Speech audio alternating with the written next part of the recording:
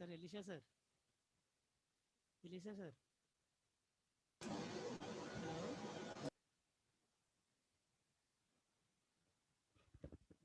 Hello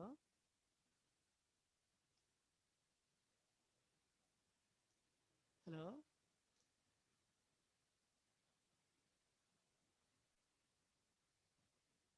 hello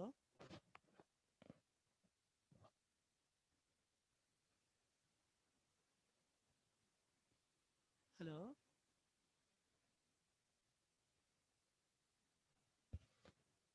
hello hello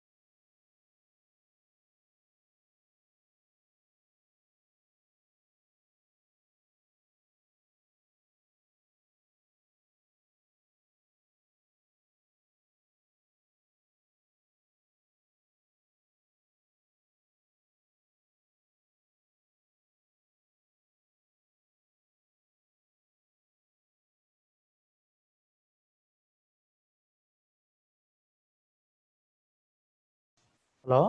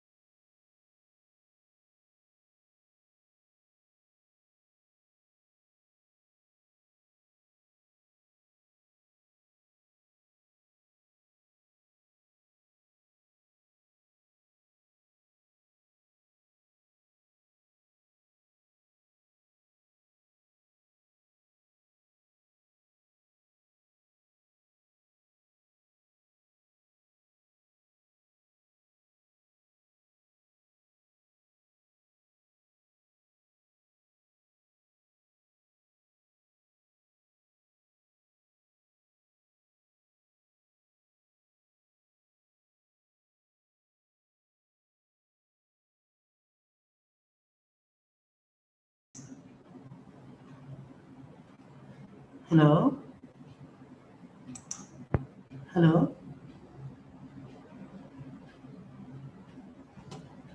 Hello? Raghava good sir morning. Sir వినపడుతుంది sir. Okay sir. వినపడుతుంది.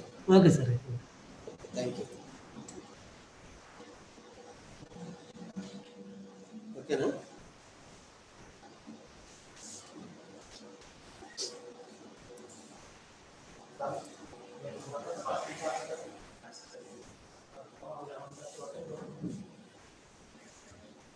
ఎప్పటి వరకు ఉంటావు Raghava?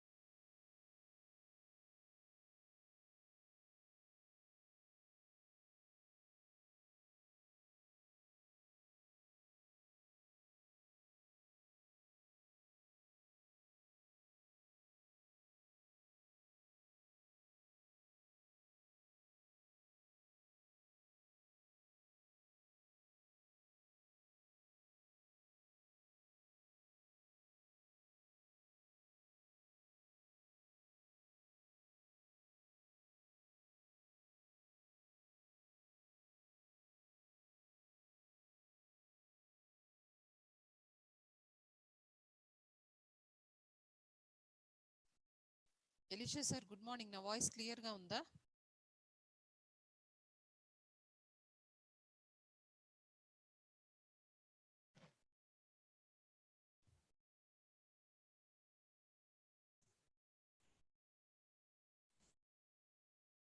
Elisha sir, am I audible?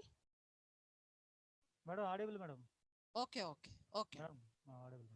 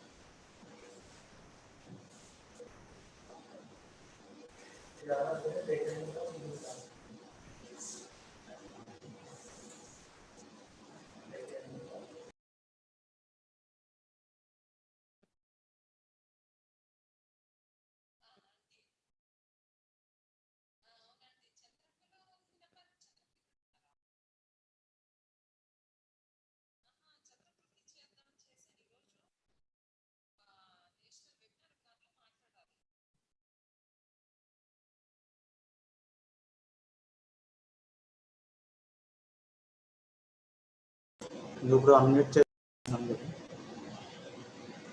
Mister R Sambasivarao.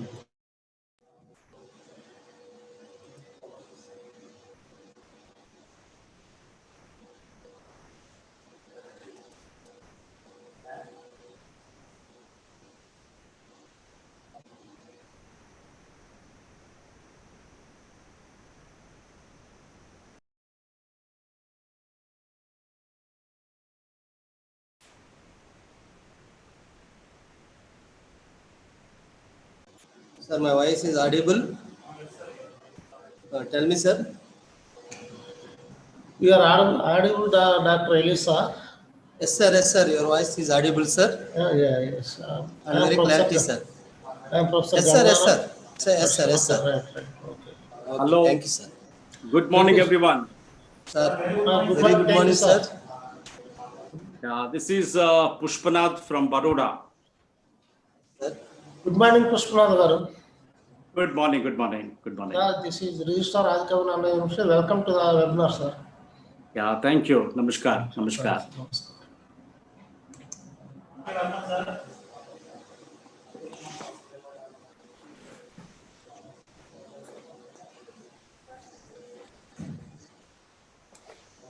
Pushpanathan, sir. Yes, please. Sir, good morning, sir. Good I am morning. Elisha Babu, convener of this webinar. Yes, you are the one communicating with me. Good luck. Yes, sir. Yeah, wish you all the best. We are totally welcome, sir. So the voice is clear Yes, sir. Voice is clear, sir. and the picture also. Picture also, but your voice volume is increase, sir. Low volume. I should increase the volume. Yes, sir. Now it's okay. Okay, sir. Okay. Thank you, sir.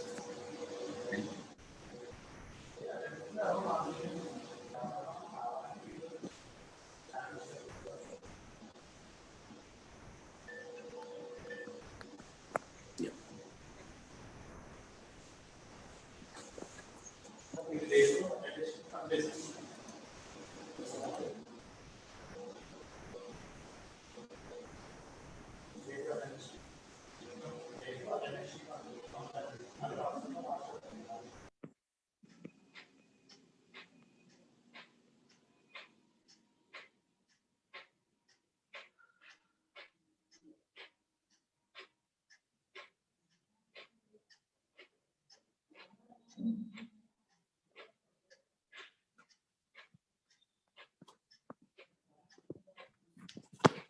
కొద్దిగా fan పడదా సరిపోతుంది ఒకసారి start అయిన తర్వాత ఇంక మరి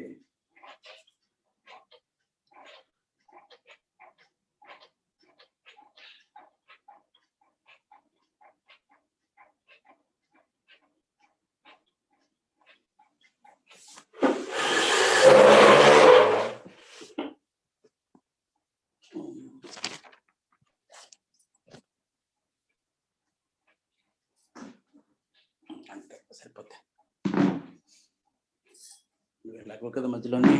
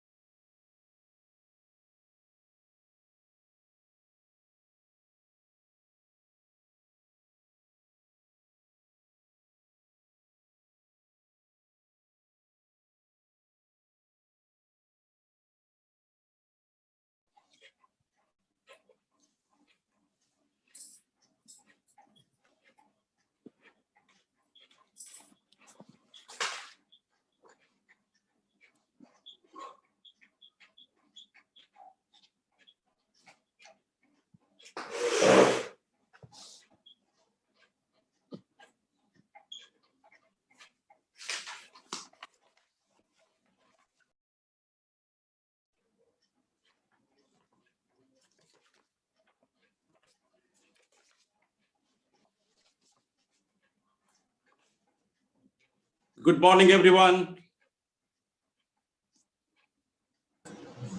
Sir, good morning, sir. Good morning. Yeah. So it will take some more time to start. Sir, only 5 minutes, sir. Okay. Now the number of participants is only 28, sir. Okay, fine. Yeah. I'm just waiting for other participants to join, sir. Okay, perfect. Okay, sir. Thank you, sir. Thank you.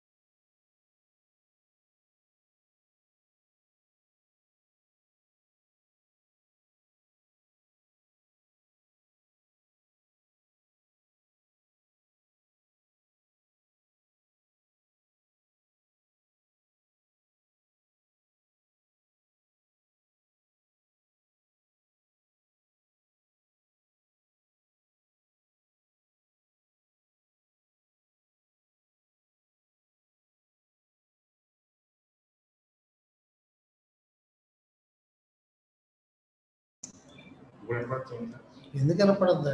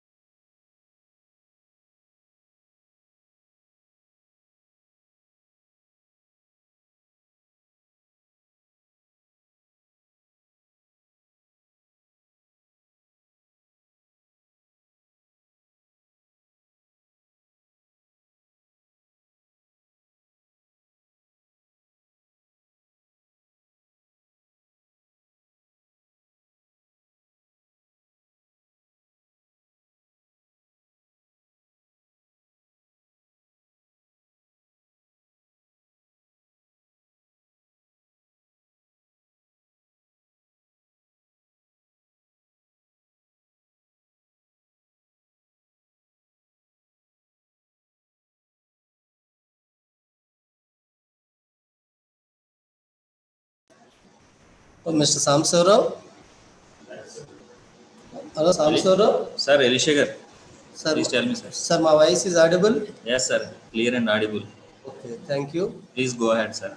Okay, thank you. Mr. Dora, sir, are you ready? Sir, please check your voice, sir. Everything is okay, sir. Low? Everything is okay, sir. Okay, thank you. Hello restaurant 10 minutes. మీరు మాకు కనిపిస్తున్నారు సాంబ sir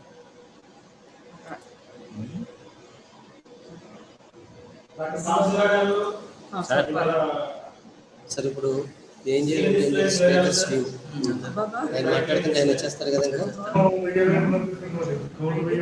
Elisha sir. రాఘవులు చెప్పండి. Okay sir, okay sir, వినబడుతుంది sir. Okay sir. Thank you, వినబడుతుంది.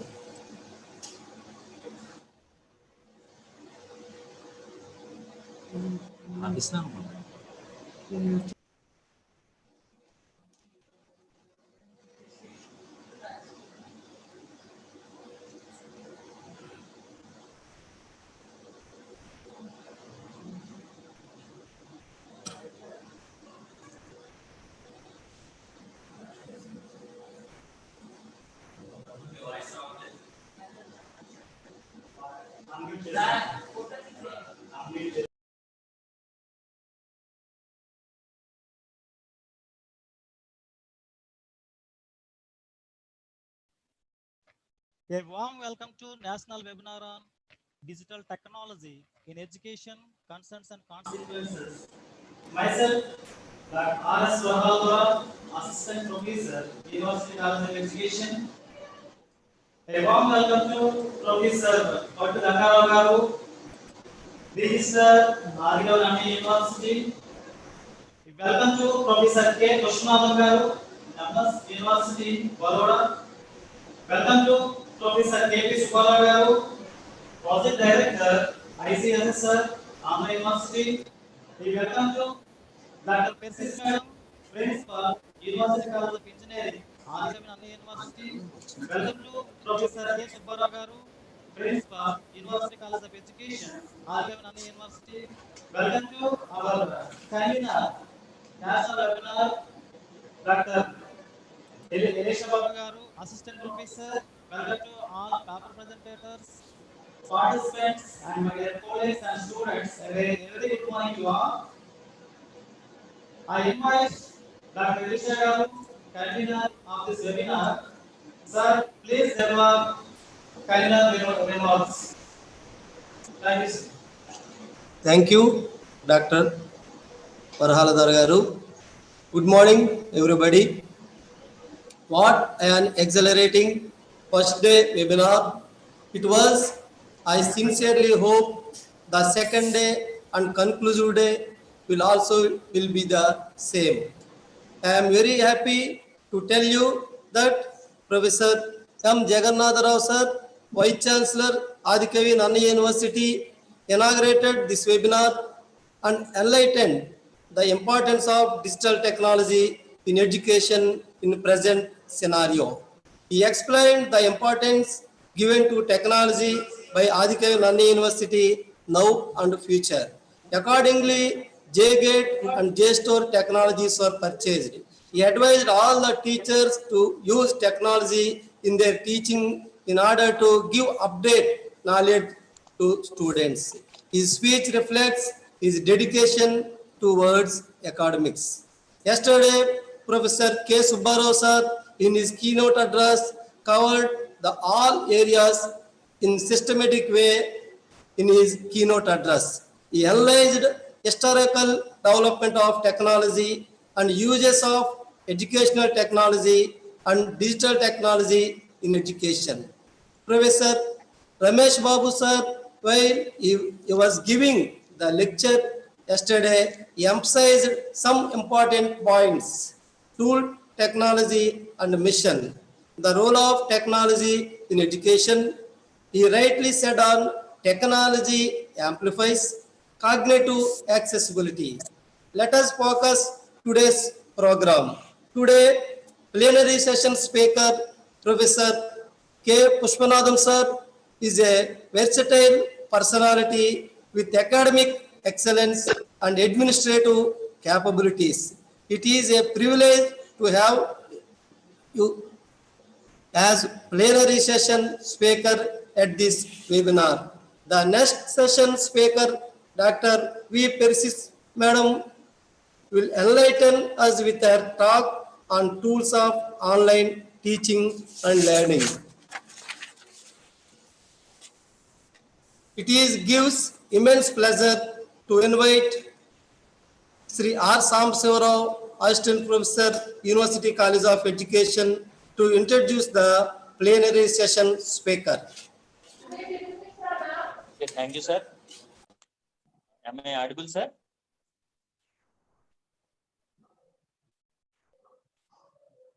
Good morning, all the dignitaries, participants, panelists, and other crew of this today webinar. It is now my great pleasure to introduce Professor K. Pushpanathan Garu, speaker of today's plenary session.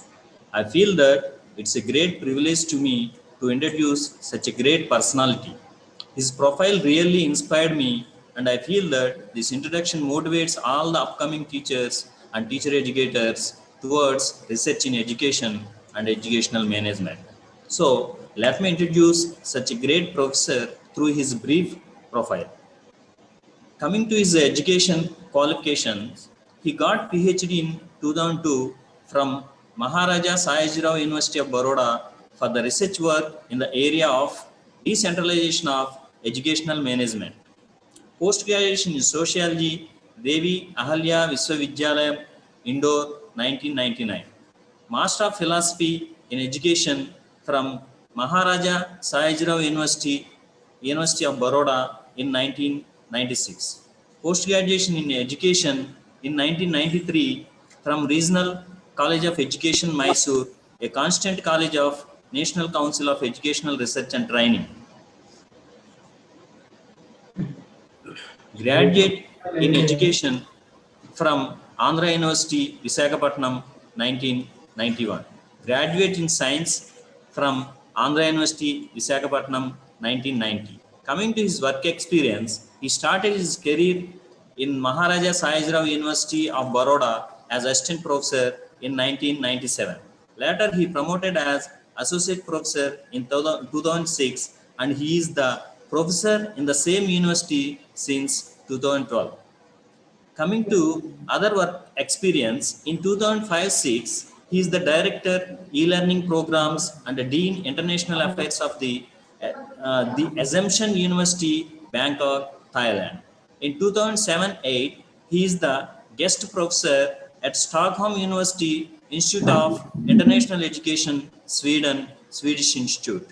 He had several administrative positions and memberships in professional bodies in his career till now.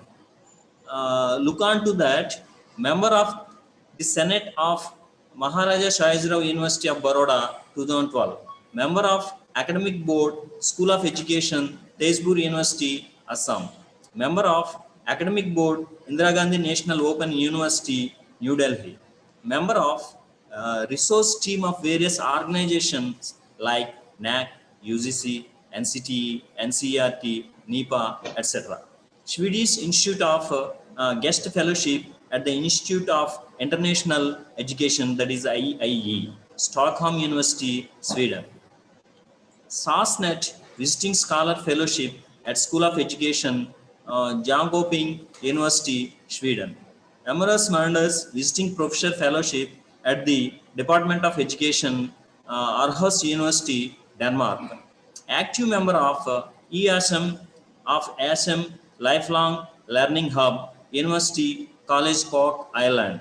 Academic consultant to British Council on Global Teacher Accreditation Program, GTA, India. Member of the Research Group of Education for Rural Transformation, Department of Education, Stockholm University, Sweden. He associated with Indo-Danish Academic Exchange Program on Education for Global Citizenship with Easter Schools of Denmark. He also visiting professor at the Assumption University and Barafu University in Thailand. Directed international training programs, ITPs, with Life Academy, Kosted, Sweden, sponsored by SIDA on ICT and pedagogic development. Directed an international training program for the district educational officers of Afghanistan, funded by Swedish Committee for Afghanistan, SIDA. At present, he is the member of the Senate National Institute of Fashion Technology, Ministry of Textile, Government of India. Also, he is the coordinator of DSA-1 research project of the University Grants Commission, Government of India, in the Department of Educational Administration. Also, he is the Dean of Students and Dean of Sports, Faculty of Education and Psychology, the Maharaja Sayajirao University of Baroda. Also, he is the member of school management boards of various international schools, Board of Advisor of International Schools, member of Board of Studies in Education, member of Educational Board of various national and international journals. He completed several projects of UGC and other organizations. Coming to his latest projects, a study on the perceptions of students on assessment practices in higher education under UGC research grants 2018-20. Digital repository on researches in educational management at all levels under UGC/DSA-1 research grants 2019-20. development of MOOCs on policy making in education and curriculum development under UGC DSA-1 research grants 2019-20. Case studies of successful women in educational management under UGC DSA-1 research grants 2017 and 20. A study on the career aspirants of women in higher education under the same UGC DSA-1 research grants 2019-20. Interdisciplinary research in educational management under the same organization in 2019-20. So, coming to his projects, number of projects are in his hand. So that shows the caliber of Dr. Professor Pushpanathan garu.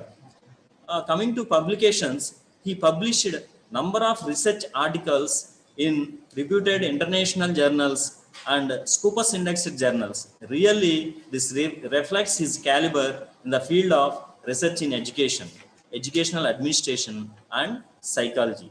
So coming to his recent publications, Teacher Education in Global Era, Perspectives and Practices, published in Springer Publications in 2020.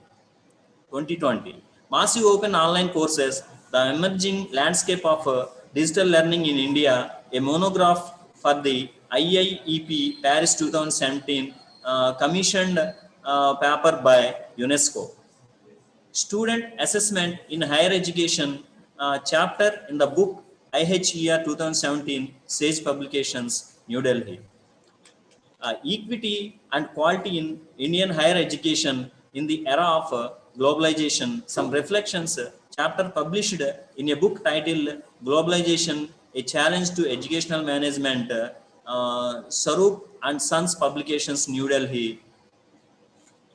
Similarly, skill development and economic sustainability among rural people, policies, programs, impact and future challenges in India, chapter in a book titled Strategies to Achieve Balanced Inclusive Educational Development, published by IIE, Stockholm University, Sweden, 2012. By seeing all these publications, definitely we have to recognize that most of these publications published in international and reputed journals and Scopus indexed journals. So, coming to his research experience, under his able guidance, 10 scholars were awarded PhD and currently 6 scholars pursuing their PhD. So, sir, really you are inspired us.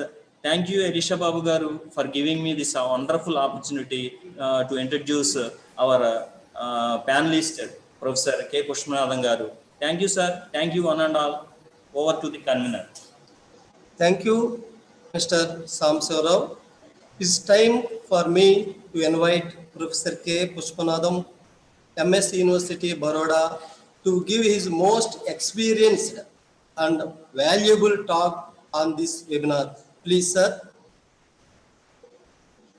Very good morning to all of you. At the outset, let me thank the organizers of this national webinar, and also the Honorable Vice Chancellor of Adikavi Nannaya University in Rajamahendravaram, the Registrar of the University, senior professors, and my colleague and friends.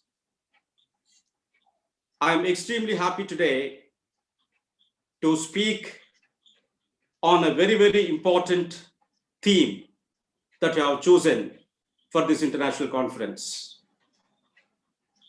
And moreover, I am speaking to the audience cutting across the country, and also the students and the staff of Adikavi Nannaya University, which is located in a wonderful place.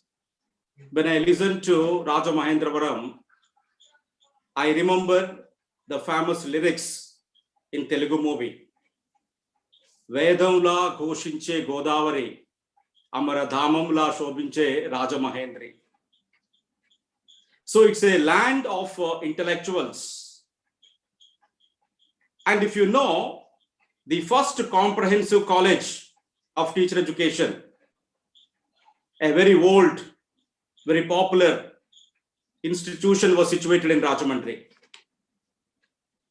And the new institution which has come as a university, meeting the educational needs of the people of East and West Godavari, and I must appreciate all those involved in teaching and the research of this great university. Friends, we are in a very, very different time. And this different time is also a difficult time. Since lockdown in March, somewhere around 2021, we were under lockdown, social distancing, and then so many terminologies were suddenly introduced to us. We have been listening to these terminologies for almost 8 to 9 months by now. The pandemic times, uncertainty times, lockdown, social distancing, quarantine, sanitization. Very fearful.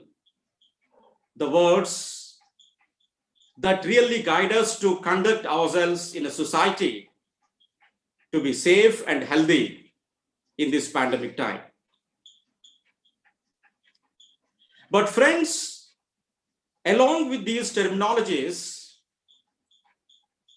we have been listening to the words like the Google Meets, the Zoom video conferencings, virtual learnings, videos, MOOCs, online learning, open educational resources, screen time, intellectual property rights, cyberbullying. Rather, these words we have been listening quite often in these times. So what I mean to say is, when the whole world was locked down, the learning was never be under lockdown, for which I sincerely appreciate all the teachers of this country, in this world, who have taken the mission and made use of the potential of technologies in discharging their responsibilities and making learning happen to everyone. So though we were socially distancing, physically distancing, but we are socially through digitally connected. So the social distancing and digital connections are very important aspects what we have experienced for last 6 months. What I feel, I must present something about this scenario, how it's happening in a larger society like India. And as educators, especially teacher educators, how we can see this as a potential for enhancing quality in teaching and learning process at all levels. Friends, we are fortunate to have, after 35 years, a dynamic national policy on education 2020. And especially during this pandemic time, I consider it as a ray of hope. A ray of hope where the school buildings, the college campuses, the technical institution premises, everything was locked down. But gently, students sitting in remote areas and the teachers sitting at their home, connected competently with the compassionate, and started educating children. And that's the kind of the potential that the teachers are having. And that is the kind of a passion that our teachers are having in educating and to bring a social transformation. Friends, we must link the present theme in the broad context of the recommendations made by National Education Policy 2020. See, as any other policies that we have been experiencing, this policy is trying to address the large number of population that we have in this country, 1.3 billion people, with a lot of diversities, with a lot of linguistic and economic diversities in the country, at meeting the educational needs of every citizen in this country. So as we have been striving since independence, this national education policy also highlighted certain 4 important pillars, which has a great relevance today when we discuss about digital learning ecosystems in the country. One is, as a country, we must make education accessible to all people at all levels. We put a lot of satisfying efforts and the results, especially in elementary education. The access has been increased to a great extent. And the enrollment rates have increased. Whether you talk about Rashtriya Madhyamika Shiksha Abhiyan, Sarva Shiksha Abhiyan, through these programs, the accessibility to education and the enrollment rates, and to great extent the equity, the opportunities, the fair opportunities to people to get into education, to upgrade their social status, their knowledge and wisdom, and to participate into the world of work. But still, if we see some of the very important national reports,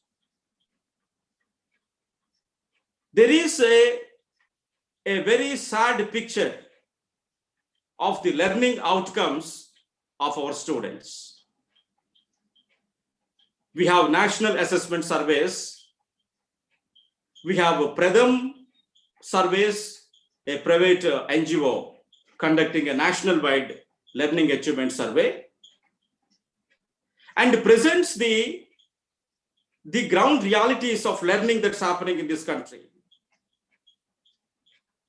They categorically mention that a student of grade 5 is not able to read a text of grade 3 level.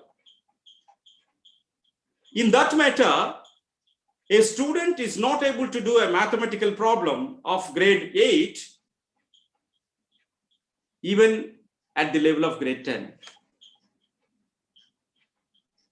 Very, very dissatisfying situation that we are entering into. When you talk about higher education,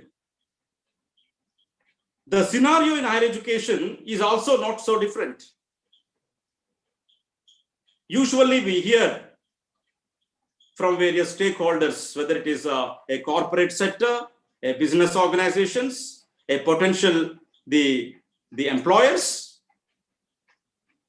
they always say that the graduate students coming from the university systems are not really fit to work immediately and to participate into the business activities. They really need to be honed, fine-tuned with certain skills which are essentials to run the business organizations. Whether you talk about the technical skills, you talk about the soft skills. Friends, these are certain pertinent issues that we have today in this country. On one side, we are aiming to become the knowledge superpower, as the National Education Policy Vision clearly states.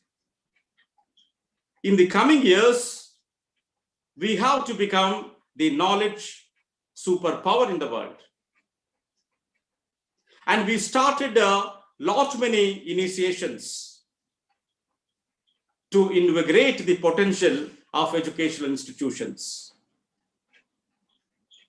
Our Honorable Prime Minister categorically mentions that we need Atmanirbharata and Swabhiman.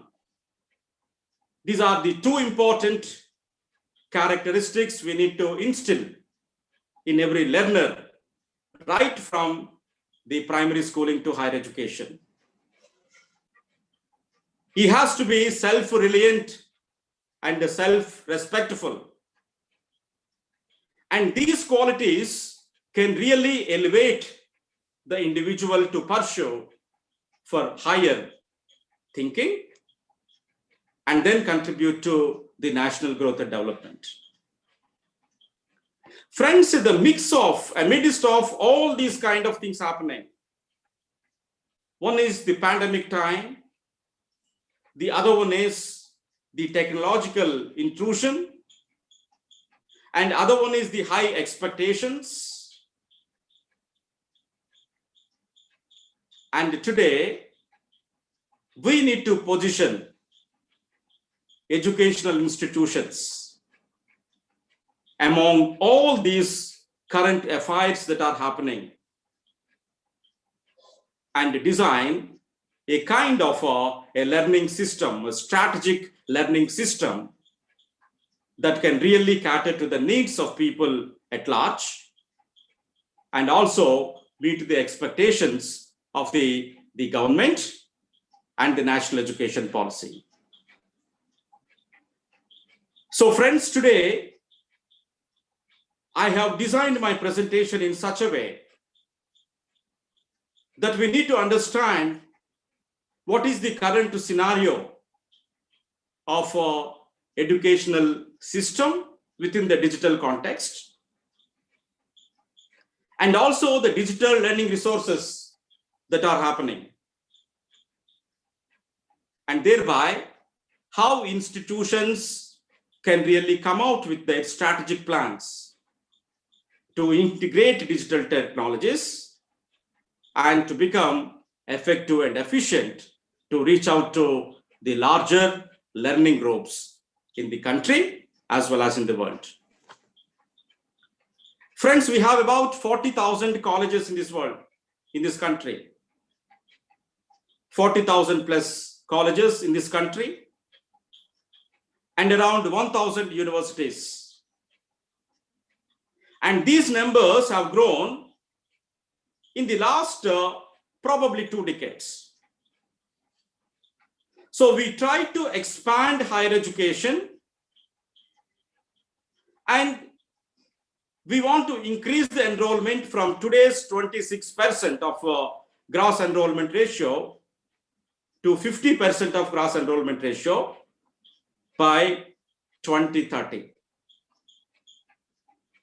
So all these things are happening by creating the physical institutions. But at the same time, we also need to see that how these 1.3 billion people in this country are actually connected in the virtual world. What is the current ecosystem of the digital environment in this country? And to what extent this digital ecosystem can really be useful for creating effective learning systems at all levels. You talk about the primary education, secondary education, and the tertiary education that we talk about.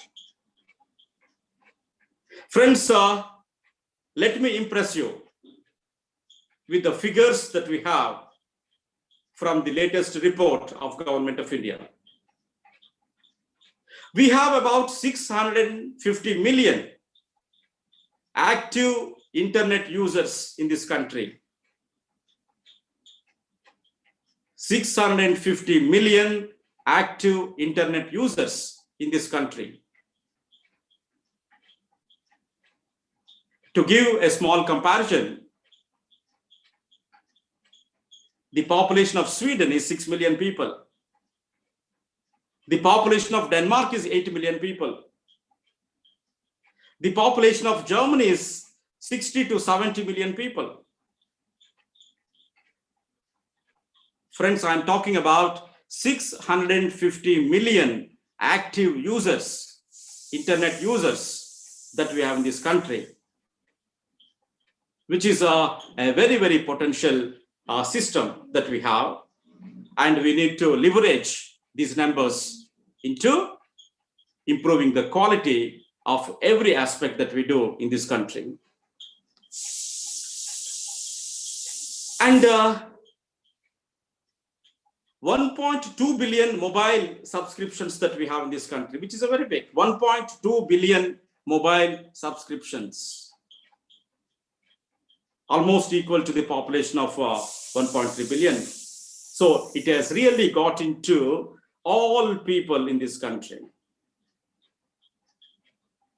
And moreover, if you see the people who are using it more frequently, the data shows 2/3 of users are between the age group of 12 to 29 years. Friends, why I am presenting this data is you and me, those who are actually working in the field of education, our catchment area is more or less the group of students that I'm talking about. They are very active in the social media and internet, the virtual world. And another important thing is the average Indian spends on internet is about 17 hours per week. I'm trying to link down to the number of hours usually we expect the child to be in schools per week. And if I cut down to the number of hours that an average internet subscriber, the users, is about 2.4 hours a day,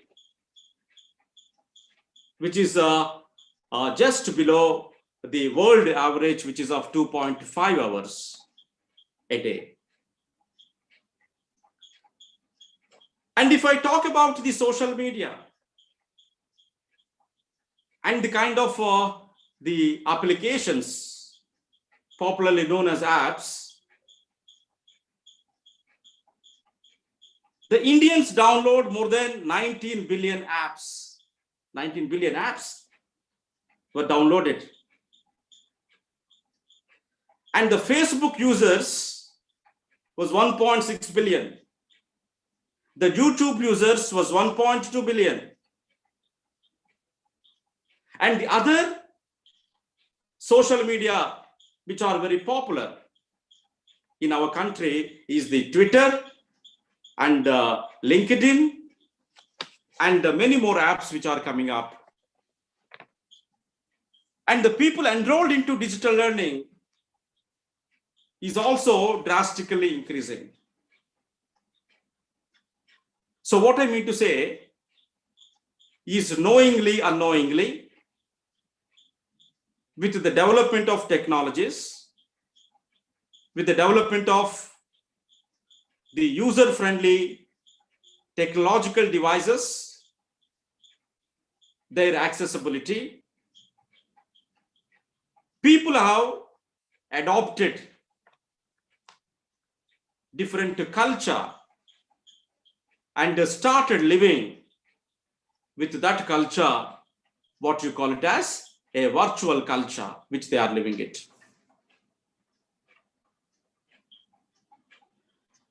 To support this, the kind of policies that we have,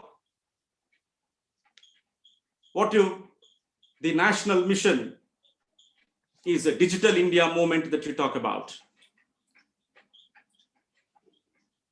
Or you talk about Made in India movement that you talk about.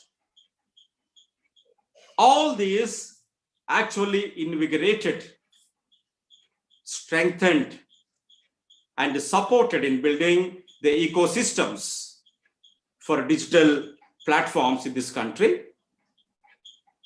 And thereby, whether an educated individual or uneducated individual started learning on their own and getting acquainted with the mobile technologies especially, and continuing their work to a great extent. Friends, when I am presenting all positive aspects, please don't think that I am ignorant about the digital divide that we have in this country. The divide that we have between the rural and urban. The divide that we have in terms of the below poverty and the above. The haves and have-nots. But if you read within the context of digital technologies, especially the mobiles and internet users, all these divides are gradually shrinking, which is a very, very positive aspect. There is no significant difference in terms of people using internet in rural and urban, the male and female. And the people, the rich and the poor, haves and have-nots. And this divide is gradually shrinking. And the time will come where the technology, digital technologies, are accessible to everyone and they become the part of life. Friends, we have a national ICT policy in education, which was in 2012.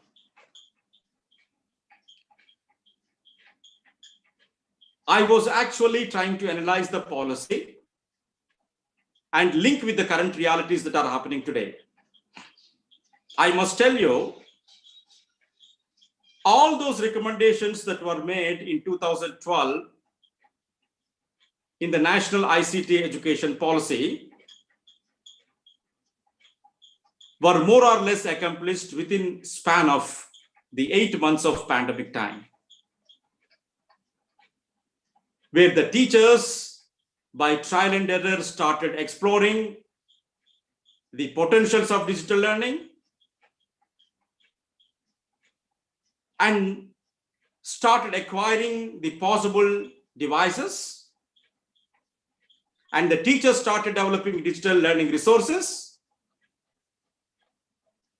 and whether it is the admission process, teaching learning, the assessment, office administration, or even managing the life cycle of a learner in an educational system, everything was on. And I must tell that we need to be satisfied with the kind of developments that took place. An unprepared individual pursuing the world of virtual learning and to reaching to a level of success, for me, is a great hope in the education system.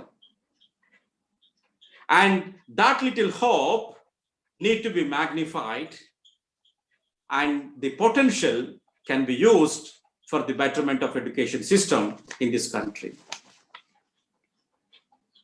Friends, after knowing this landscape of digital environment, we need to understand the potentials of digital platforms in this country.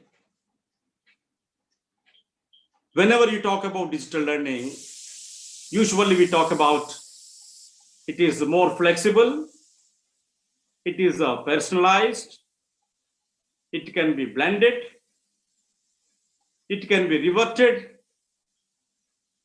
it can be of multiple use, it can be scaled and networked. All these are inbuilt within the technical systems with the help of internet. These potential characteristics of technologies are more or less very important to the process of learning as well. You know, when you talk about learning, learning basically occurs when individual is ready to learn. And the readiness can be developed when we understand the interests and abilities of the learners and give them opportunities and get engaged into the learning process. So the individual's engagement in the learning process is a vital in effective learning, is a very, very fundamental principle that we all know as teacher educators, we all know. And probably in our teacher education programs, we try to do this. We talk about collaborative learning, we talk about cooperative learning, we talk about constructivistic pedagogy.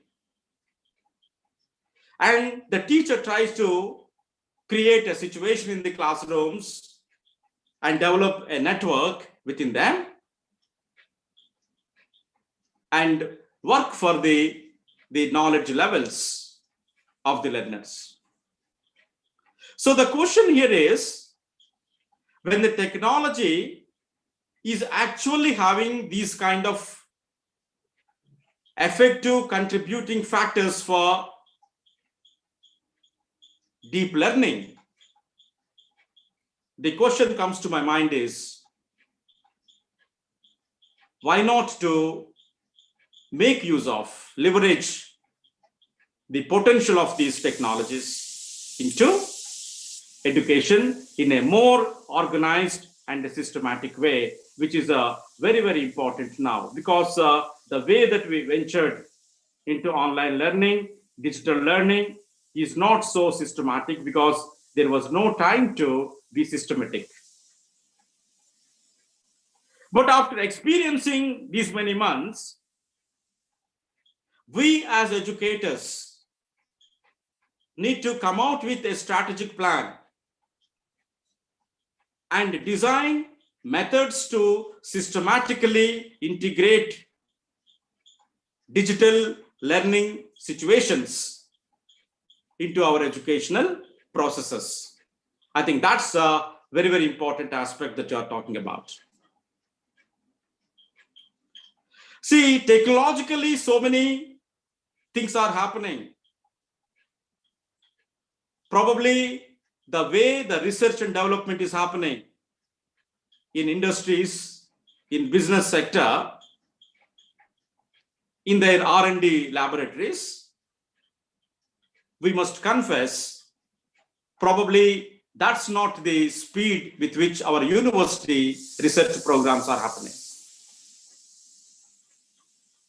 Unfortunately, we are trying to follow the external environment contributions more than generating the new technologies, new methodologies in our education system.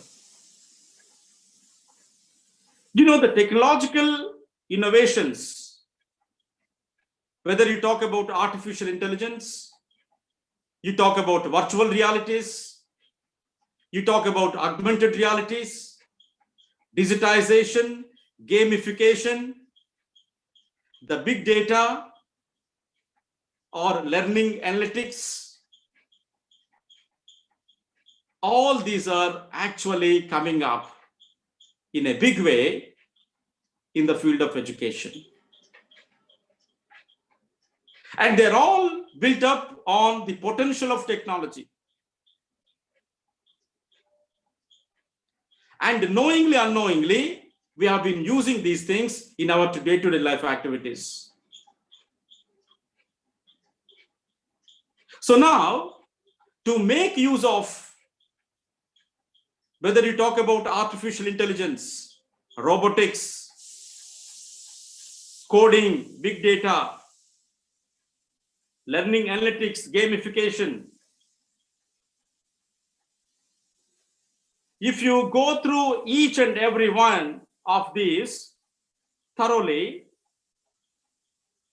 you will realize that they really engage an individual into the process. They are basically self-paced, personalized. So friends, whether you agree or you disagree, whether you are ready or you are not ready, technology has entered into education system.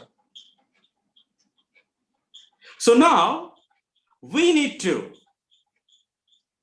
upgrade ourselves at the institutional level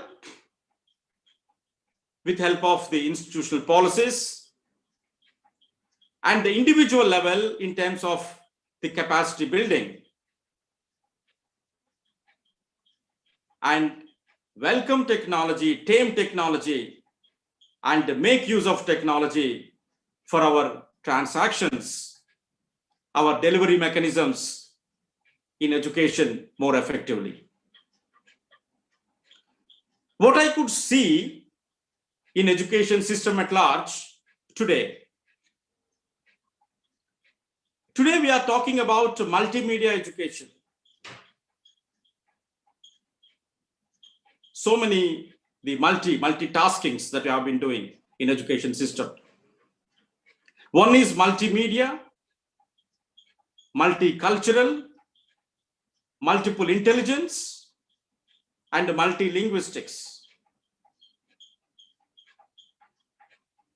Therefore, our aim is to develop a global citizenship and a global citizen who can exercise leadership in the economy, as well as to create a global welfare societies. So to position a learner into this context, so how a learner can be exposed to the multimedia learning systems, and who exposes it, and what is the outcome of this exposure. And the second one is the kind of multicultural societies that you are talking.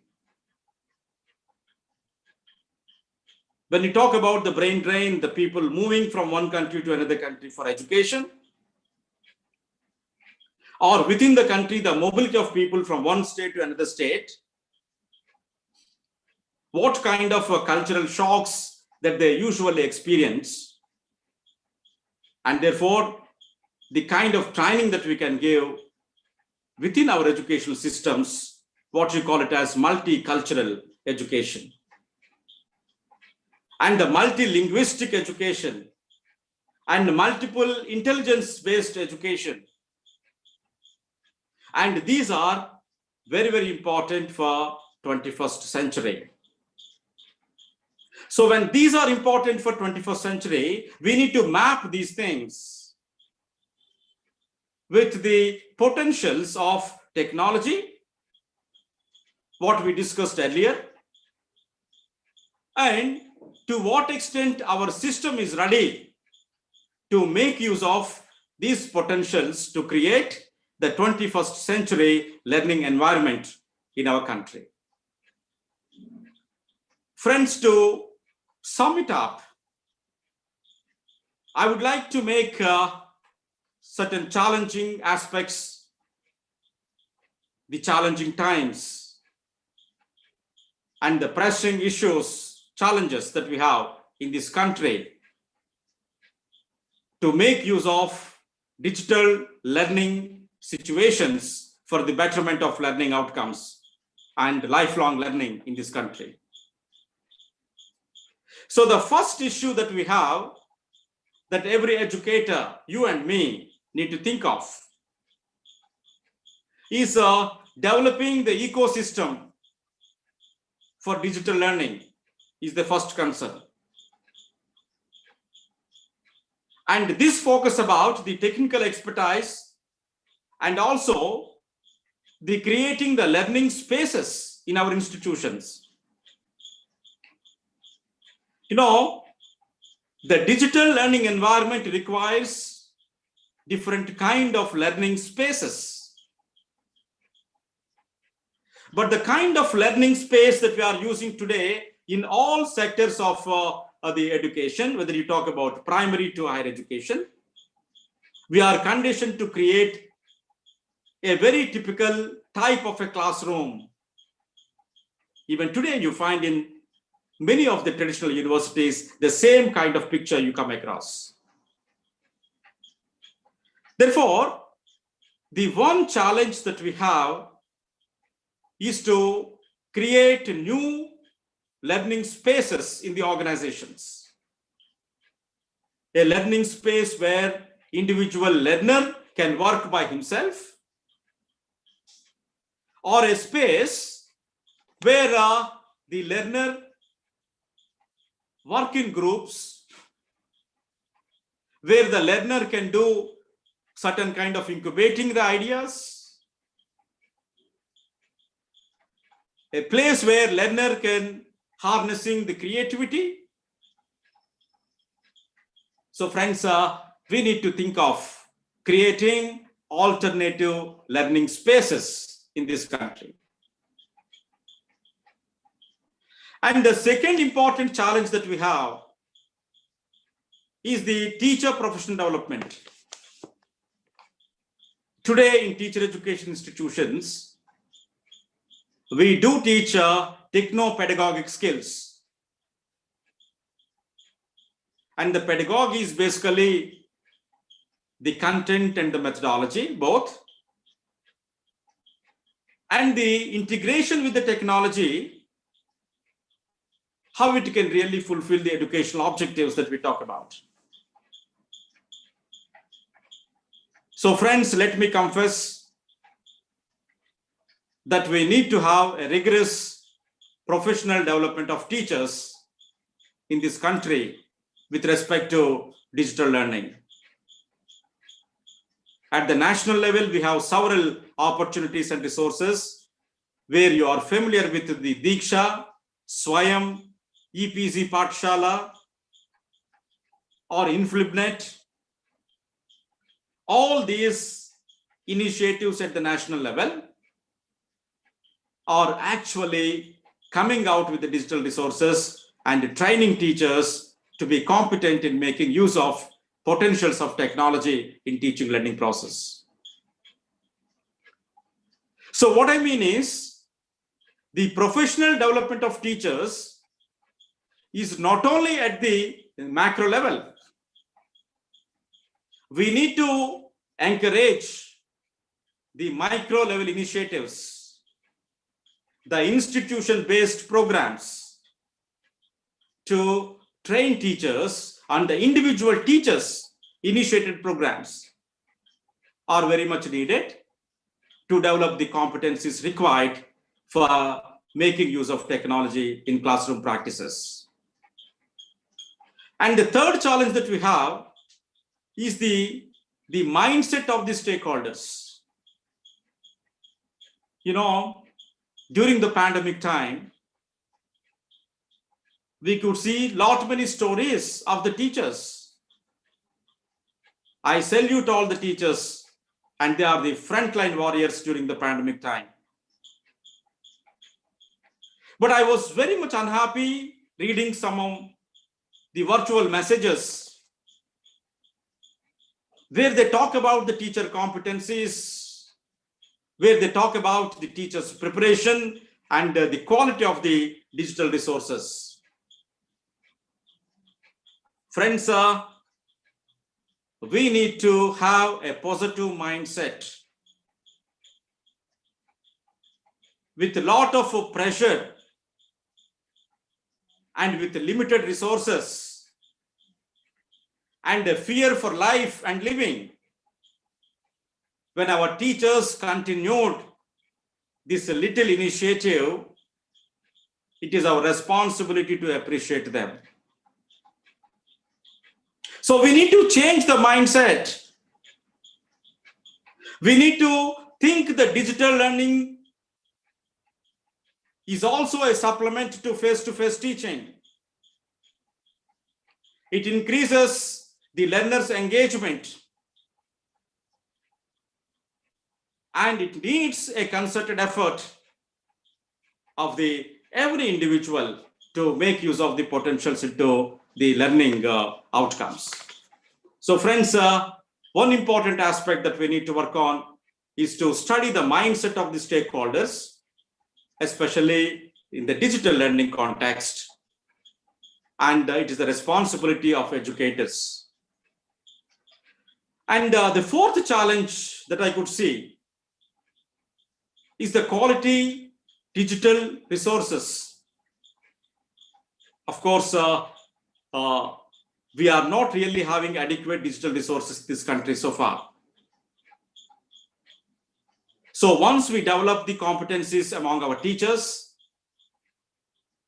they can come out and develop their own digital resources, which can be made open and accessible to everyone. So far, most of the online resources, which are actually in the point of PowerPoint or some text, some journals, some textbooks, we have been using it. But if the teacher can scaffold the learning experiences with his thinking and the technical expertise, friends, believe me, we can certainly transform the educational landscape in this country. And the fifth challenging, which is a very, very important, is that we need to have the institutional policies for digital integration into teaching learning process. Most of the universities have come out with the digital learning policies. The UGC has come out with a certain policy where 20% of your credits the students can take through MOOCs, and even the National Education Policy 2020 talks about the academic credit bank, where students can take credits from multidisciplinary programs, not necessarily in one particular faculty, in one particular institution. So they can actually participate into learning from various disciplines and collect their credits and bring back to their bank, and they can be graduated. So friends, every university, every school need to come out with their institutional policies of integrating technology in teaching learning, which includes the assessment practices. You know, the digital badges, the accreditation of the programs, the validation of the courses through digital mode, through MOOCs. All these things are very, very important for the quality improvement of education, which means not any course of any credits can be taken by any student, can be accepted for a kind of a credit for graduation at any level. So there should be an educational standard, and the standard has to be derived and effectively implemented through institutional policies, which is a very, very important thing, which the government of India is working, and also advocated that every university in this country to come out with the university digital learning policy and make it open to learners. Thereby, they will be using the resources in its real purpose. Friends, many things are happening, and many things are happening in isolated dots. It is our responsibility to connect the dots and make a meaning out of it. And with the meaning, we can really transform education system. And that is the responsibility of every educator working in education institutions. The policy framework is ready. And if we want to make policy into reality, you and me have to step forward, understand the ground realities, and try to design the context-based strategies. And certainly, the vision can be converted into reality. So thank you very much for your patient listening. And I welcome if you have any questions, we can discuss. Thank you so much, and over to organizers. Thank you very much, sir, for your valuable speech. Now let me invite Srimati Rajeshwari Devi, Assistant Professor, University College of Education, to introduce the plenary session speaker. Good morning, all the dignitaries, panelists. It is now my great pleasure to introduce Dr. V. Persis Garu, speaker of today's plenary session and moreover, good friend of mine. Let me introduce the speaker through her brief profile. Dr. V. Persis Garu is the principal of University College of Engineering, Adikavi Nannaya University. She did her doctorate in CSE. Her field of specialization is software engineering. She is specialist in designing softwares. Object-oriented software engineering, requirements engineering, and artificial intelligence are the subjects of her interest. And she is the expert in teaching those particular subjects along with others. Though she was entered into the service of ANUR in 2008, she did a lot for the benefits of students and university. As the Associate Professor of Computer Science and Engineering, now she is guiding one PhD scholar. Now coming to awards received by Dr. Persis. Best Degree Student Academic and Endowment Prizes, Jawahar Bharati Degree College, Kavali in February 2000. Associate Fellow, AP Academy of Sciences in March 2016. Best Faculty in the category of Contemporary Subjects, CSI Mumbai in September 2019. She had several memberships in professional bodies. She is member in Association for Computing Machinery, member in International Association of Engineers, life member in Computer Society of India, and also life member in India's Society for Technical Education. She acted as the convener of FISI Integrated Board of Studies in Computer Science and Engineering from May 2017 to June 2018. She held administrative positions like Head Department of CSE from December 2009 to April 2015, Honorary Director of Exams, Undergraduate Courses during October 2013 to August 2017. Principal, University College of Engineering from July 2017 to till date. She organized a one-day national workshop on soft computing in Jan 2012 and a two-day national seminar on blockchain and Bitcoin solutions and applications in July 2019. She had several publications in reputed non-national and international journals. Moreover, she is very good academician and she is strong at tools of online teaching. Thank you organizers for giving me this opportunity. Thank you, ma'am. Now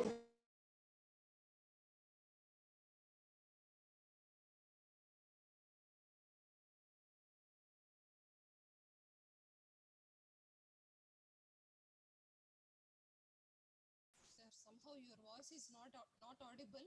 Rajeshwari ma'am, am I okay? Audible? Madam, your voice is not Your audible. voice is not audible, madam. No, sir. Oh, yes, madam. Okay, so I need to position this properly. Thank you, madam. With your permission, I want to start this.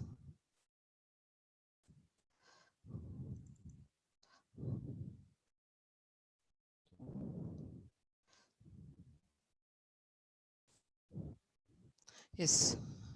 Thank you, madam, for a nice introduction. And I wish to congratulate my colleagues, the convener of this program, Dr. Elisha, and Principal College of Education, Professor Subbarao, and the organizing team for coming up with an apt theme for this webinar in this time. And I would like to thank our Chancellor, a great academician, for providing me an opportunity to be part of this program. And I'm humbled and honored to share this virtual platform with great personalities in the field of education.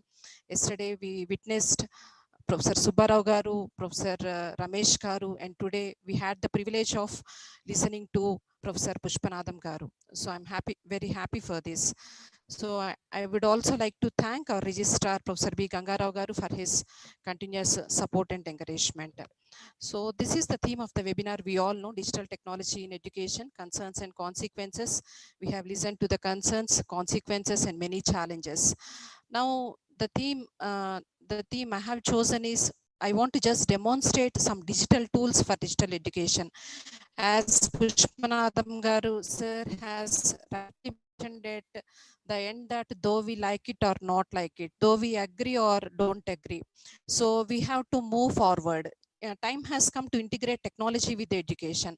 So teachers, we really need to upgrade ourselves, as sir has mentioned. So we need to know what are the digital tools available, how we can make use of them for this virtual classroom setup and all these things. So digital tools, we say digital teachers, digital learners, digital world, digital assistants, we say everything as digital these days. So, you know, this is the digital convocation that every one of us have witnessed online.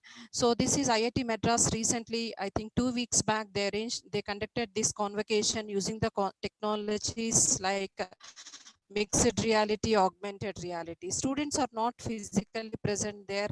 So this can happen with technology. So this is today's newspaper, Hindu from Hindu. Virtual offices may be a reality by 2030, Ericsson survey found. So whether we are really prepared for that, whether we are moving in that direction as educational institutes, also we need to just introspect. Yes. So when we say digital, this thing, so the two digits we say as computer science teacher, they are making the world upside down, but they are the same upside down. Okay, hope you know the answer. If you know the answer, if we take the class for the students, I'll ask them to type the answer in the chat box. Okay, because we are all colleagues. Okay, so we know those two digits are nothing but 0 and 1. The entire world is running after this. The world is upon these two digits, 0 and 1, we can say. So the reason is, yes, now why these kind of webinars for us? As we know, COVID-19 has pushed all of us to transform our teaching and learning setup. As I think Pushpanadam sir has mentioned that the changes that would have happened in 6 years have happened in 6 months. Okay, so yes, when coming to after listening to all the challenges and all, I can say this, I agree with this statement. He's a famous personality, Sundar Pichai, CEO Google, who has rightly mentioned that technology alone is not going to improve education, but it can be a powerful part of the solution. We need to really take note of this. So how to set up a digital class? I'll quickly go how I have organized this. half an hour is given for me. Within 15 minutes, I'll complete my presentation, and the next 15 minutes, I'll give demonstration of some tools. And at the end, if the organizers permit, I can take a couple of questions. So digital class, how you can do that. So you can go offline or you can go online. Offline is you can record an audio, you can record a video, or you can record a screen at your own convenient time, then release that, share it with the target group. Online is the virtual. Now what is happening, we have all met through the virtual platform Zoom for this conference. So virtual conferencing. So now this is the thing what government has suggested for the 2021. What is that? Classroom plus conferencing. So 50% or 30% of the students will be in the classroom. Remaining students who are not able to attend, and who, because hostel facility we are not able to provide. So remaining students have to, they are supposed to attend the classes through online. So how this solution can be set up? Classroom plus conferencing solution. So tools and techniques. So if it is digital class, how we can go for offline setup, how we can go for online setup. So offline, you can record a video. There will be a, record an audio, just a lecture. There are many audio recording apps. You find it in your mobile. You record your lesson and then share the lesson with your students. So another facility is you can record the voice with PPT. You must have your PPT ready. So if your PPT is there with you, there is a provision to record voice with your PPT. With every content, with the content of every slide, you can record your voice, then share the PPT with your students. So that is about audio recording. Video recording, first one of the default application is you have camera in your mobile phone. We have it in every mobile comes these days. We all have smartphones. Features have become obsolete, I can say. So you record your lesson with your video camera that is there in your mobile phone. This is the minimum setup. If you can do it at home, you can deliver the lecture to the students in a very easy manner. See that you have a tripod. This is your mobile phone, smartphone, and see that you have a blackboard with a stand. With 2,000 or 3,000 rupees, you can make this setup. If your institute provides DSLR, then it is fine. So this is motivating and encouraging. This has become viral in the month of June. One teacher from Pune, how she has made arrangement to reach her students. She made a tripod for herself. So, audio recording, video recording. Another important thing is screen recording. What is there on the screen to be displayed or to be telecasted. So how to do screen recording? So screen recording means your screen plus you will be visible plus your audio. Screen recording is nothing but we see some YouTube video lectures. They'll be sharing their screen. The teacher will be visible and their audio we are able to hear. So how about screen recording? So screen recording tools, one is when you say in Google, you just type screen recording tools, you will get n number of tools like this, Screencastify, so many are there. They say that some of them say that claim that they are free, but only with limited features. OBS, I have highlighted it because it is totally free. If you start exploring it and start using it,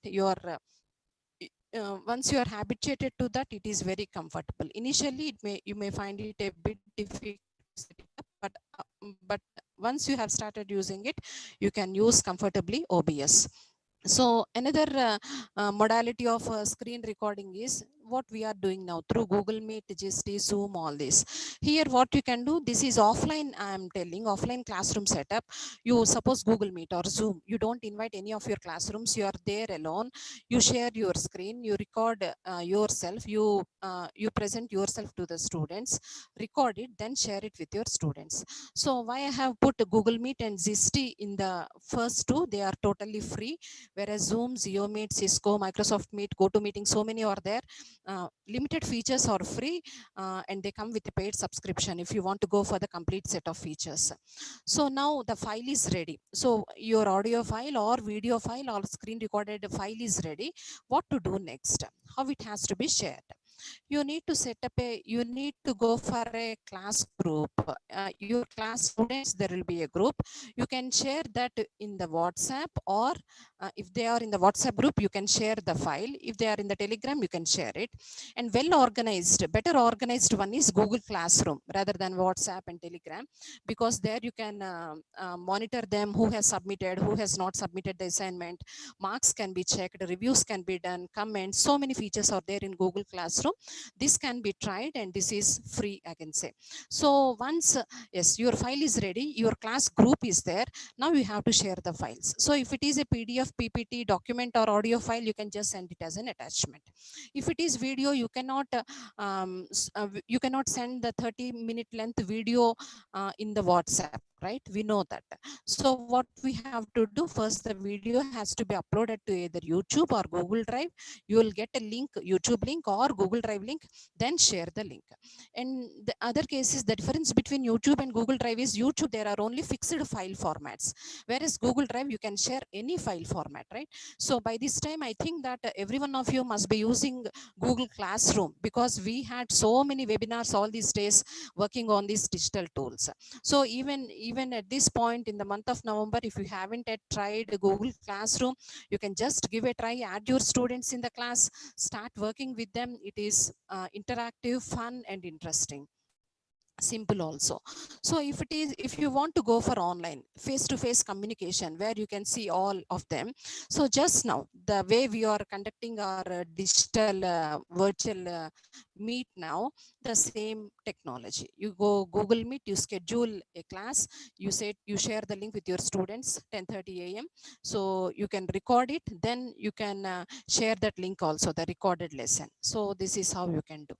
And now the most important thing is, what are the various digital tools available that we can explore for usage? For children, if there are school teachers, these are very interesting. I'm showing all the tools which are free, not the paid ones. Live worksheets, Blockly games. I'm going to demonstrate some of them. Khan Academy, GeoGebra. You might be knowing some of them. You might be knowing even more tools than this list also. Okay. So what I know, I'm just sharing with you. Scratch, Google for Education, Diksha, what sir has noted this morning, TPT, Teachers Pay Teachers, and up to Diksha, it is for students. TPT is an interesting tool, interesting website, Teachers Pay Teachers. You can register, suppose you post your lesson there, and your lesson will be purchased by someone else who is interested. Suppose I prepare the copywriting sheets. Most in India, we had the habit of that copywriting. I don't know whether in other countries copywriting is mandatory or not. So I post some copywriting sheets of different fonts and all. So I post it, I can get, someone will buy it, I can make money with that. Teachers Pay Teacher, that is interesting website application for teachers. Atal Tinkering Labs, this also I'll show you. This is the provision by Government of India as part of Atal Innovation Mission. So many thousands of schools are benefited with this Atal Tinkering Labs. You just submit a letter with your principal, you are going to get 12 lakh equipment for your school. I don't know how many participants here have already Atal Tinkering Labs in your school, but now the notification is not active. Every year they release it. Maybe because of pandemic they did not release it.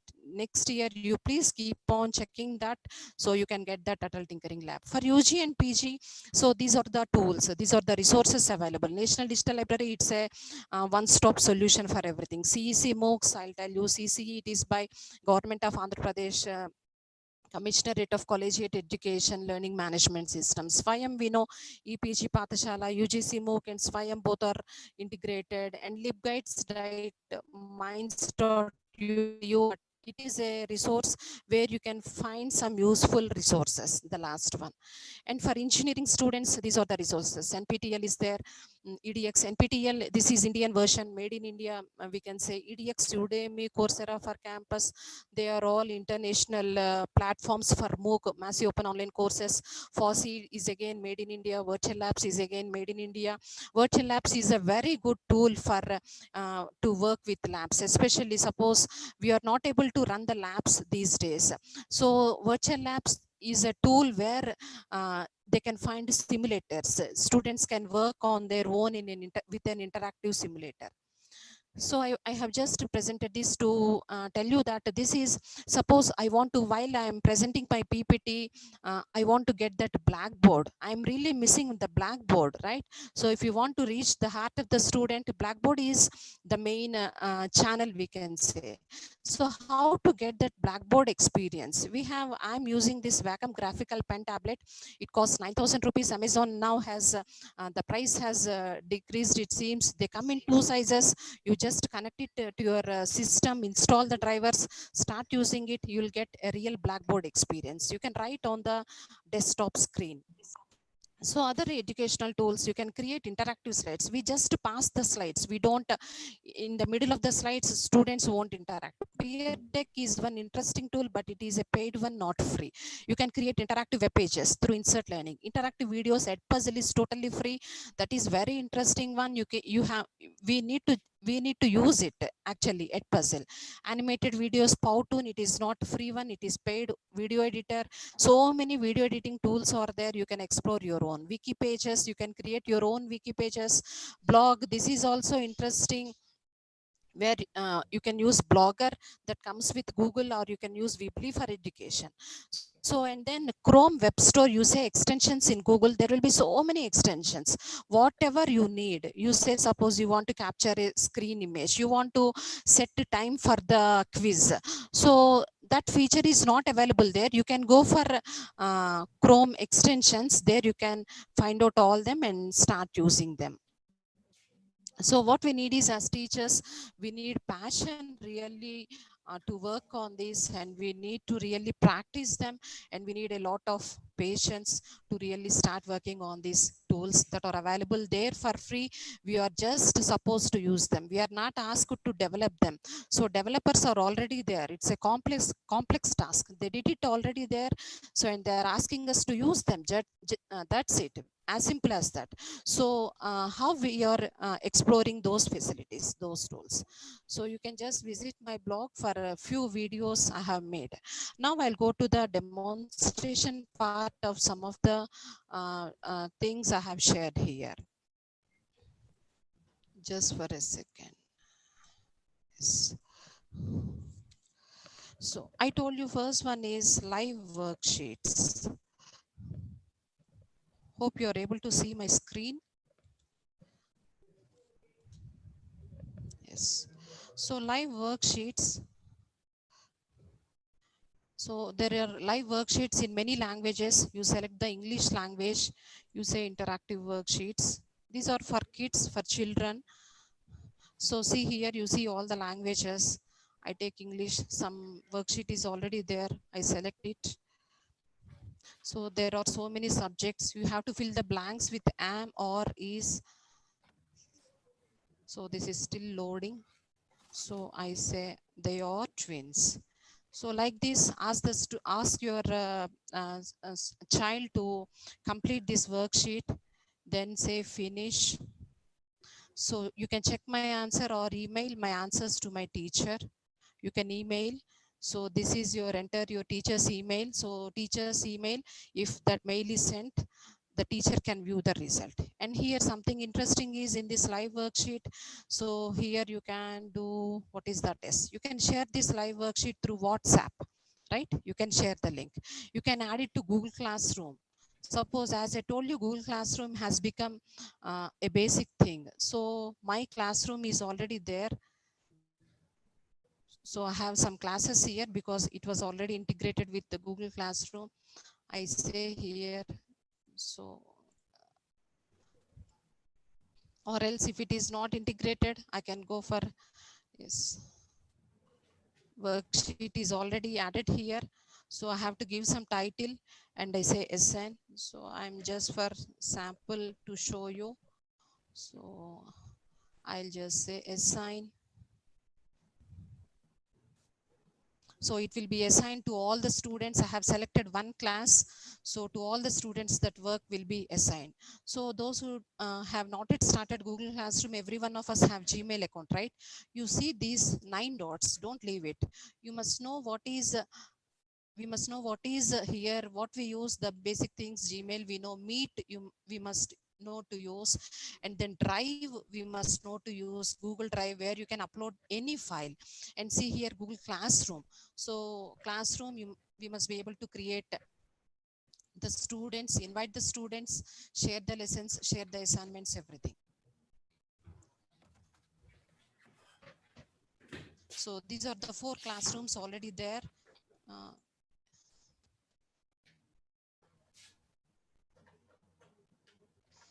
So just now I shared assignment, right? Persis Bhula posted a new assignment sample. They will open this. Once they are done, I can see who have done it, who have not done it. It is possible for me to track. So these are all the things that have happened. I can give the grades. There is a facility called Rubric. There is a facility to conduct quizzes. What do you say, fix some time for, assign some time for the quiz, deadlines, everything. So many features are there in the Google Classroom. You just explore them, say next what is there, you just try to find it out. Every one of us can do it. It's not a big deal. So next one for children. So another interesting one is Blockly game. So these days Ma'am? we Madam, have your heard voice of is very White low, Hat madam. Junior. I'm sorry, madam. Your voice is not audible, madam. Okay, sir. Now, okay, sir. Okay. Thank you, madam. So these days we are hearing of White Hat Junior, some Code Monkey. So all these are paid ones. See here, Blockly games, very interesting and very simple. Let me say there are so many games. This is free of cost. You need not go for any paid subscription. See, suppose this is a simple game. This helps to increase the what do we say, the logical skills, listening skills. Suppose this is the object, this is the target. So what has to be done? If I say move forward, it has to move forward twice. So just I keep that blocks here, 2 blocks, move forward. I say run program. So yes, the object is reached, target is reached. Okay. So are you ready for level 2? Okay. So here another, the next level. So kids really find it very interesting. Move forward, then it has to turn left, right? Then again it has to move forward. This is nothing but coding, programming exercises. Again it has to turn right, right? Again it has to move forward. Done. Say run program. Yes, target is reached. So students, they can try experimenting on their own using this kind of Blockly games. The second one I have shown you, Blockly games, easy, interesting and useful for the children. Next one, so Khan Academy, many of you might be knowing it, very familiar. This is also free one. Then how they make money? They make money through donations. It is our if we want to voluntarily contribute, we can contribute. Otherwise, they don't charge any amount. Very good website. See here, Khan Academy, you go to the courses. You can find here from, oh yes, they have started some new program. He is Salman Khan, the CEO of Khan Academy. So from class 1 to class 12, very, very interesting, very resourceful to the children. So you go class 1 or you go to class 12. So children find it interesting to do this rather than listening to the teacher sometimes, and rather than listening to us as parents. So counting small numbers, you will have video. At the end, they will have an exercise. So when they answer every question, they'll get some claps, they'll get some virtual chocolate. So this is how they'll find it interesting. So I'm not going to show them. You please explore Khan Academy also for children. So as I told you, OLAPS, this is another very important and useful project by Government of India. Very useful, very important. So see here, OLAPS is funded by MeitY, Ministry of Electronics, and it is by, the project is handled by Amrita and CDAC. And see here, this is the OLAPS. You find here online labs. So physics, chemistry, biology, maths, and English you find here. So for school children, they say that it is for school children, but I think that we can use it even for degree and PG students also.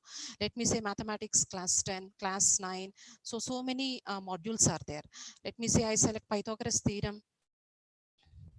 I will not go into the details. I'll just give a overview. Pythagoras theorem, you see here, what is the theory? What is Pythagoras theorem? What is the procedure? You will see an animated video, self-evaluation, reference, right? So this is simulator. Simulator is what I have mentioned. So the interactive environment to work with the labs. So simulator here, they'll give all the theorem, the prerequisite. Let me say start. Here, create a right angle triangle by providing base and height in the input box. I'm giving some. So this is given, a right angle triangle is drawn, say next. So it is directing me to click on height, to click on hypotenuse. So to establish the fact that, I'll just to establish the fact that hypotenuse square is equal to side square plus side square. So 3 respective squares are drawn. What is the next instruction? Click on the 3 squares to fill with the distinct colors. So this is the next instruction. So follow the next instruction, do that. At the end, they will feel it as if they have achieved something. So they'll come to know the fact that hypotenuse square is equal to side square plus side square. We just teach them, we don't teach them why it is. So through these interactive simulators, they can very easily understand that the concept, the actual concept behind what they learn. Okay, so OLabs, don't miss it. You can find all the subjects like biology, English, maths, other subjects are also available. Just try it. Chemistry, biology also. And then next one is this GeoGebra. This is also free one. This is, we as teachers, we need a bit practice if we want to teach the children. So GeoGebra, this is free math apps. This is only for math. Get our free online math tools for graphing, geometry, 3D and more. You go to resources. So you can find so many resources here. Let me say, suppose I want to do some parallel lines activity. So these are the things. I want to find the slope. I want to understand the concept of slope. This is still loading. I want to draw a line. Here all the instructions are given. Then I want to find the slope of this line. Just click on it. You got m is equal to 0. For the horizontal line, you understand the slope is 0, right? So after this, you can type your answer. You check all that apply. If a line has a slope of 0, what does it mean? It means it is a horizontal line. So check your answer. This is how you can work with GeoGebra. This is also another interesting application. I told you teachers pay teachers. So TPT. So teachers pay teachers. So this is how teachers can make money. So if you have talent, if you have that creativity, we can make money. I'm not logging into that. If you want to register, you must have a PayPal account for this. So that you can receive money through that. So some teachers from, this is global platform across the globe. So you can create some interesting creative work here, upload it here, start making money. You can do that. And then, as I told you, Atal Tinkering Labs, if you have missed it, you please try it. Very simple procedure. You will get it definitely. But as of now, it is not active. I'm saying application directly. I'm going to that.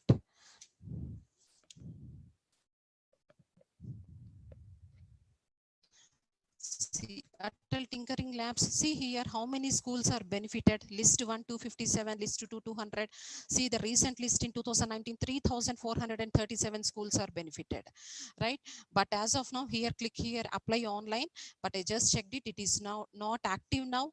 Maybe next, I don't know whether the fund was allocated or not, or whether they are done with it. So just explore this Atal Tinkering Labs for your school. And now coming to for UG and PG, as I told you, it is NDL, National Digital Library. It's a one-stop solution for everything. You can find everything here, most of the resources here. So as I told you, we need a lot of patience to explore it. For school, for CBSE, GATE material, all solved question papers. Previous GATE question papers, solved question papers, IIT, JEE, solved question papers, all answers you will find here, engineering, science, literature. Okay, so I'm not going into that. I'm just showing the website. And then CEC MOOCs. So this is by Government of India Consortium for Educational Communication. Here, if you are ready with a proposal, you can submit a proposal to start our own to be a teacher for NPTEL or this is SWAYAM. Submit your proposal for UGMOOC or PGMOOC. PGMOOC is not active now. UGMOOC, you can just check it and see whether we can apply for any project. You can expression of interest and then view details. You can go for the details and explore it. And then CCE LMS, this is by Andhra Pradesh government. They are doing it good. So all teachers of AP, they can contribute to this website by posting their lessons. You can just check it. Participants who are from Andhra Pradesh, they might be very familiar with this CCE LMS. SWAYAM, as we know, here you have to know the course catalog. So in the course catalog, this is expression of interest. Let me say now SWAYAM, everything is integrated. SWAYAM, NPTEL, InflibNet, so MOOC, all these are 2 years back it was NPTEL was a different platform, but they have integrated everything and call it as SWAYAM Central. So here you see this course catalog. So course catalog, you see all the courses, AICTE, annual refresher program in teaching for teachers, architecture and planning, education, all teacher education, engineering and technology. So you just explore these courses. What we can do, if we can register for course and complete one course, then it is possible for us to encourage our students to pursue the same. Okay, so I have achieved a certificate. What about you? Then they'll feel that, okay, if my teacher is able to do that, why not me? So this is another good resource. Only here, whether it is free or paid, it is free to access the courses. If you want to take the exam, some 1200 rupees, take the exam in a proctored center, get the certificate from NPTEL. Oh, this is, yes, the last one I wanted to show is NPTEL. This one also I have been using for my students since years, not NPTEL, sorry. So virtual labs, where you get the simulated environment.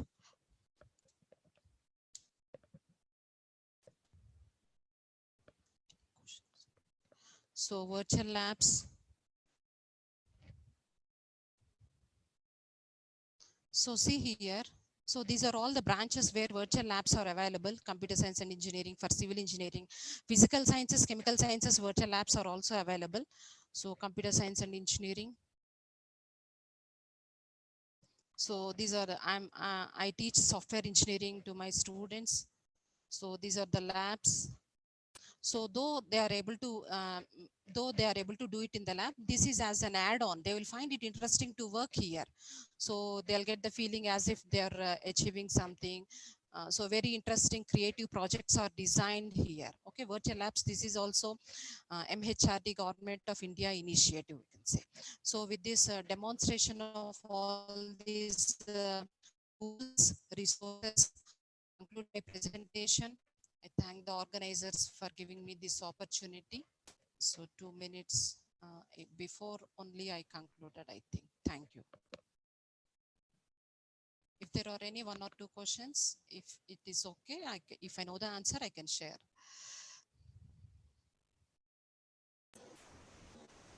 Elisha sir, any questions or shall I conclude? Okay, madam. Thank you, ma'am, for your speech and how to use tools in classroom teaching and learning. Thank you, ma'am. Now I request Srimati Rajamani, Assistant Professor of University College of Education, to introduce the guest of honor. Thank you, sir. Good afternoon to all. I am Rajamani Juttika, Assistant Professor, University College of Education, Adhikavi Nannaya University, Rajamahendravaram. It is a great privilege to introduce great personality, guest of honor of this webinar, Professor B. Gangarao Garu, Registrar of Adhikavi Nannaya University, Rajamahendravaram. Professor B. Gangarao Garu was born in West Godavari in 1959 in a small village Peddevam near from Kovur. He was completed B Pharmacy and M Pharmacy in College of Pharmaceutical Sciences, Andhra University, Visakhapatnam. He was selected JRF and SRF from University Grants Commission Government of India, basing on GATE qualification. His research project on the topic of phytochemical and pharmacognostic evaluation of the stem bark of Balanitis rosebergii. He awarded PhD for work on hepatoprotective, anti-inflammatory and phytochemical examination of some folklore medicinal plants under the guidance of Professor R.V. Krishna Rao Garu in 1997.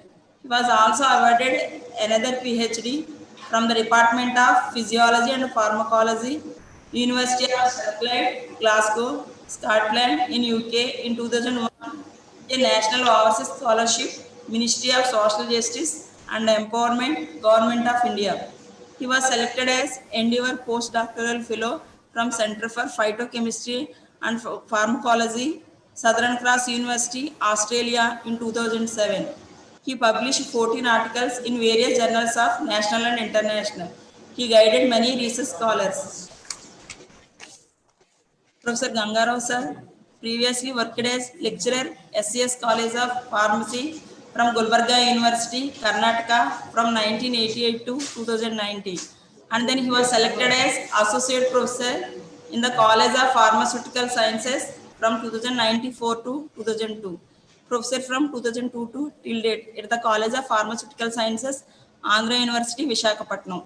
He occupied many administrative positions like Member Executive Council of Andhra University, Visakhapatnam, Member Academic Senate of Andhra University, Visakhapatnam, Member Board of Studies, Dhaka University, Bangladesh, Member Inspection Committee, Pharmacy Council of India, Member Inspection Committee, All India Council for Technical Education, Member PhD Evaluation Panel of various state universities. Professor Gangarao sir was a life member of different academic associations like Indian Society of Pharmacognosy, Indian Pharmaceutical Association, Association of Pharmacy Teachers of India, Inflammation Research Association, British Pharmacological Society, International Pharmaceutical Federation, Royal Pharmaceutical Society of Great Britain. This is the brief biodata of Professor B. Gangarao sir, Registrar Adhika Vinaya University. Thank you very much, sir, for giving me this opportunity. Over to you, Elisha sir. Thank you. Thank you, ma'am. Now, I gladly invite our beloved Registrar, Professor Gangarao Bhattu, Adhika Vinaya University, for his valedictory address. Please, sir. Am I audible, sir? Yes, sir. Yes. I would like to thank Dr. Rajamani. Thank you, sir. For her introductory speech on my biodata. And there is a small correction about last time also. She has read about my research papers, articles. It's not 14, it's 140 odd, I think. 140 plus, not 14. Sorry, sir. Sorry. Okay. Okay. Anyway, Honorable Vice Chancellor, Professor Makka Jagannatha Rao Garu, today's resource persons, Professor K. Pushpanathan Garu from MS University and Dr. V. Persis Madam, and my good friend, age-old good friend, and my Anna, Dr. K.P. Subbarao Garu from Andhra University,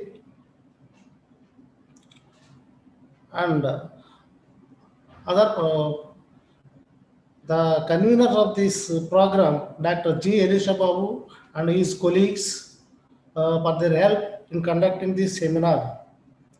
I congratulate University College of Education for conducting this national webinar on digital technology in education, concerns and consequences. I appreciate the faculty members, especially the convener of Elisha Babu, for his thought. The topic is very much essential to be discussed at length, especially as our nation is aiming at implementing the new educational policy 2020, whereby our universities are to become a source of great wisdom to all nations of the world. With the perspective of global village and all nations coming together, the search of great scientific and natural truths to explore upon digital technology is of great help indeed. It is a topic of great concern in this world pandemic situation COVID-19, where travel and coming together have become poised to think and about and act. It is very much practical to implement digital technology in education. Even though technology makes our lives easier and more convenient in many aspects of life, education was the only sector which was debating on usage of technology. But now, worse pandemic situation all the more strengthened the concern of digital learning in education. Yeah, these 2 days of webinar has sufficiently emphasized the concerns and consequences of digital technology in education. I am sure that most of the participants have realized the worth of digital technology education and may make use of the practical implications in their daily education field. Once again, I congratulate the Dr. G. Elisha Babu and his team and team for the good outcomes of this seminar. And I especially thank to Professor K. Pushpanathan Garu and Dr. V. Persis, who are the resource person of this webinar, and their expertise on these technologies. Thank you very much. Thank you, sir, for your valedictory message of this webinar. Thank you very much, sir. Now, I wish to hand over the proceedings to Dr. R.S. Varahaladara, Assistant Professor, University College of Education, for technical session organization. Thank you very much, sir. Dr. Elisa, sir. Dear all paper presentators, please keep your mind. We have very limited time, so please present your papers within your time. So now I request Dr. Pratap Saria, Principal, St. Anthony High School, Vizianagaram, Andhra Pradesh. Please present your paper. His title is e-learning. Dr. Pratap sir, please come.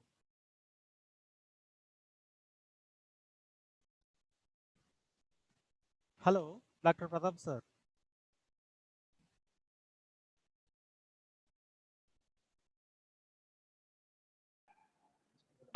Okay. Okay, he is online.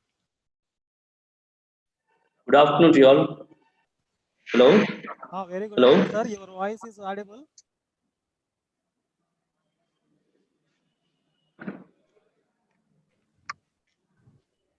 Dr. Pratap sir, your voice is audible. Good afternoon. Is it okay? It's okay, but Is it okay? Okay, Z. So while congratulating the University College of Education for conducting this national webinar on digital technology education, concerns and consequences, I thank all the faculty members, especially Dr. Elisha Babu Garu, for having given me this chance to share a few thoughts on e-learning.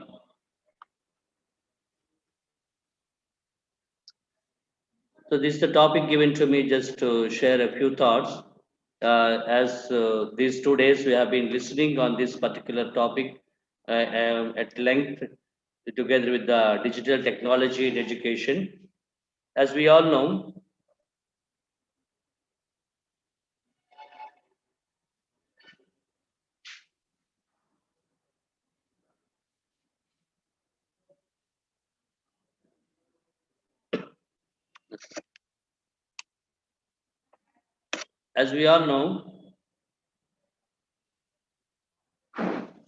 is being defined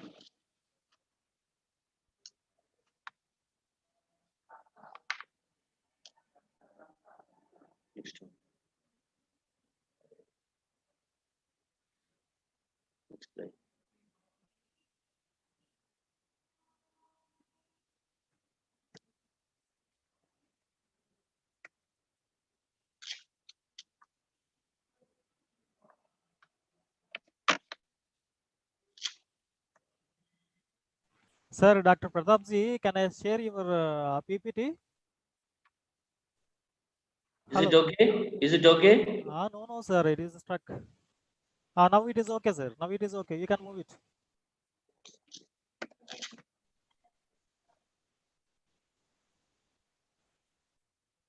Is it Yes, okay? yes. You can move it, sir. Is it seen on the screen? Yes, it's okay. Okay.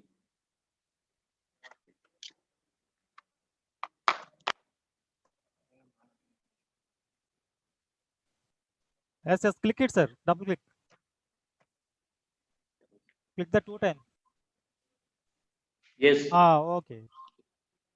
So e-learning is a learning system based on the formalized teaching methods with the help of electronic resources is known as e-learning, as we all know. And in this process, we know that a lot of other materials like computers, internet forms are the major components of the e-learning. And as we notice, this is very much emerging even in our nation, in our country too.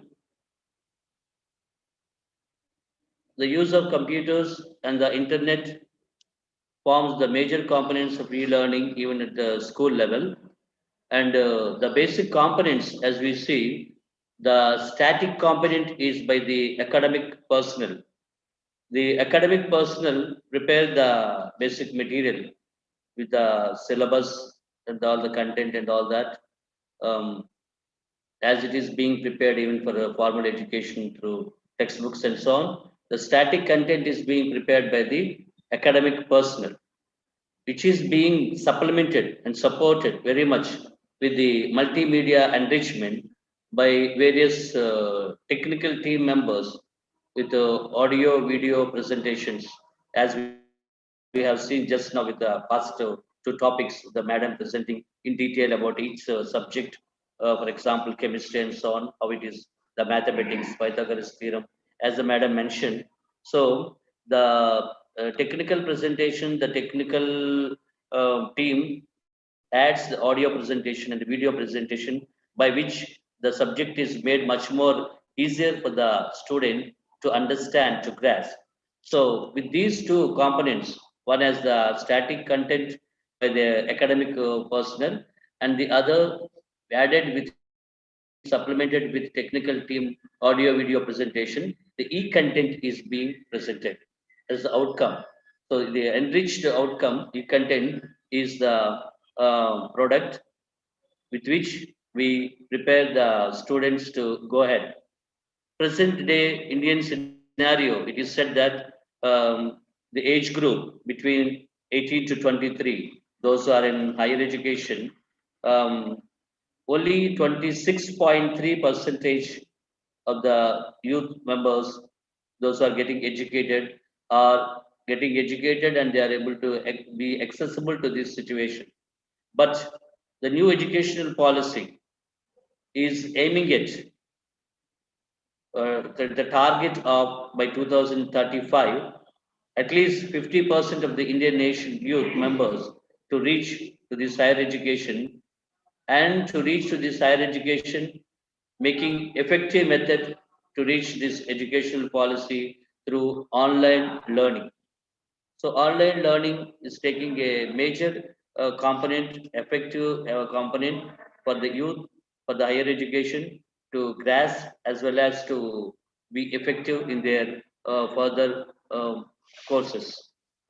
Online learning is being defined as we have seen the definition. It said that best of the country addressing the rest, best of the country addressing the rest.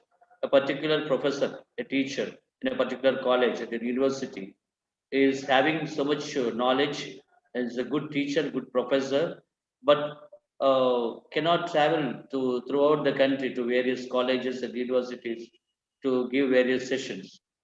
But through this online learning, the best professors, the best output of the country is given to the rest of the country through this online learning, where the learner takes a lot of interest, It's a learner centered rather than the teacher centered. The professor gives the input, but the learner learns and explores. So the learner centered process is being done through this methodology, and the 3 A's, that is, this online learning is anytime, any place, and to anyone it is available. Anytime the learner can use this possibility at any time, depending on his various other programs or situation. And he can be in any place and out of his own quest and knowledge for the knowledge, for the wisdom, for the to learn. He can be at any place and learn, not necessarily to travel to a particular place to get the knowledge. And to anyone, it is reachable to anyone, as the great thinkers like Rabindranath Tagore has aimed at, where knowledge is free and accessible to everyone. In his poems, Rabindranath Tagore writes that where the mind is without fear and the head is held high, where the mind is free and the head is held high, where knowledge is free. So, very many years back, he aimed at that knowledge is to be accessible, to be available to everyone. So, this online learning process is also accessible to any student, anyone who is aiming at to grasp the knowledge, to attain the knowledge, to any time, any place, and to anyone. So another effective method what we have been using, and the title of the very webinar is the digital education. It gives the digital transformation in the whole educational process. Technology makes our lives easier and more comfortable and more easier to go ahead technology. But till recently, it was under debate whether in the educational system, whether we can use this digital education, because the methodology what we have been implementing so far, the teacher-student methodology, the classroom methodology, and interaction, although all that is being the question mark.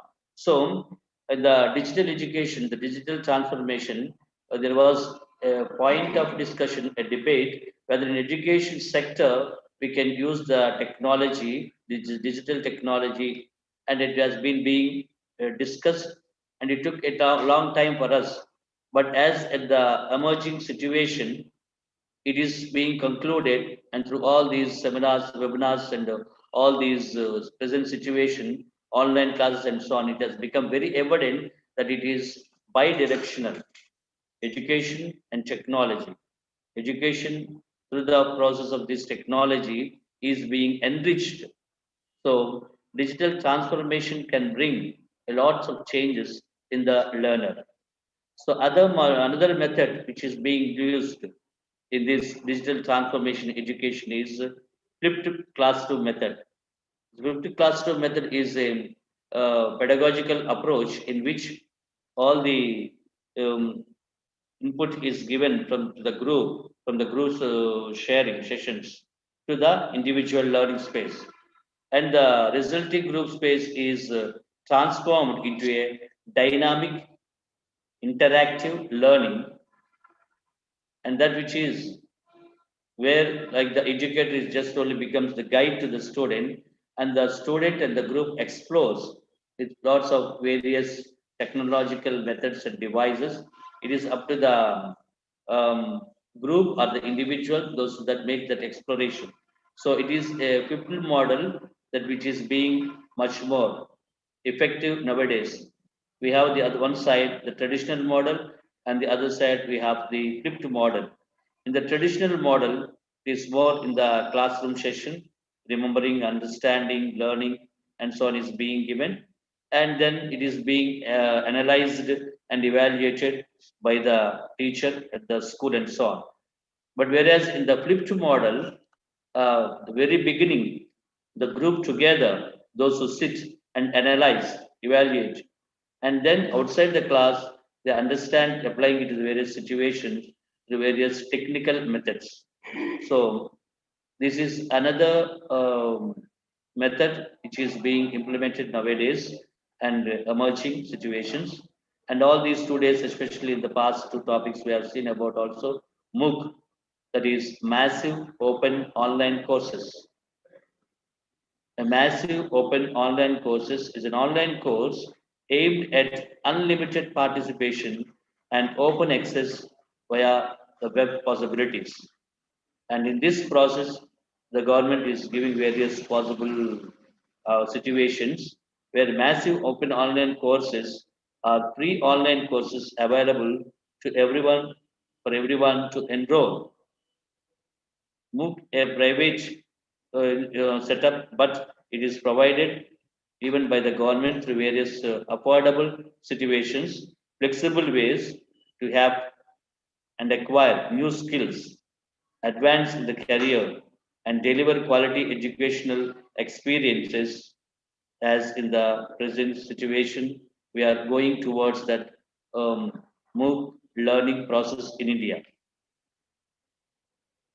As I said, and as it is being mentioned by the other speakers in the previous talks also, even the government is providing through Swayam various possible ways wherein the student can, through various means, that is even the government organizations helping and aiming at different technical platforms where the study webs are available for active learning for young aspiring people, children, those who are interested and active learners.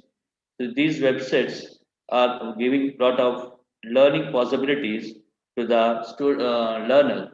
So it is learner centric and interactive. The group can interact and making learning by using these possible technical means. The student can or the youth can develop their possibilities of learning. But at the same time, as we have been seeing and analyzing, there are lots of challenges about the quality of it, the authenticity of it, and the interactivity of it. So, for example, the quality it has to be still improved a lot with the technical presentations, technical variations, and so all that. Implementing it and integrating with the situation, high quality of presentation can be done, and it has to be coordinated.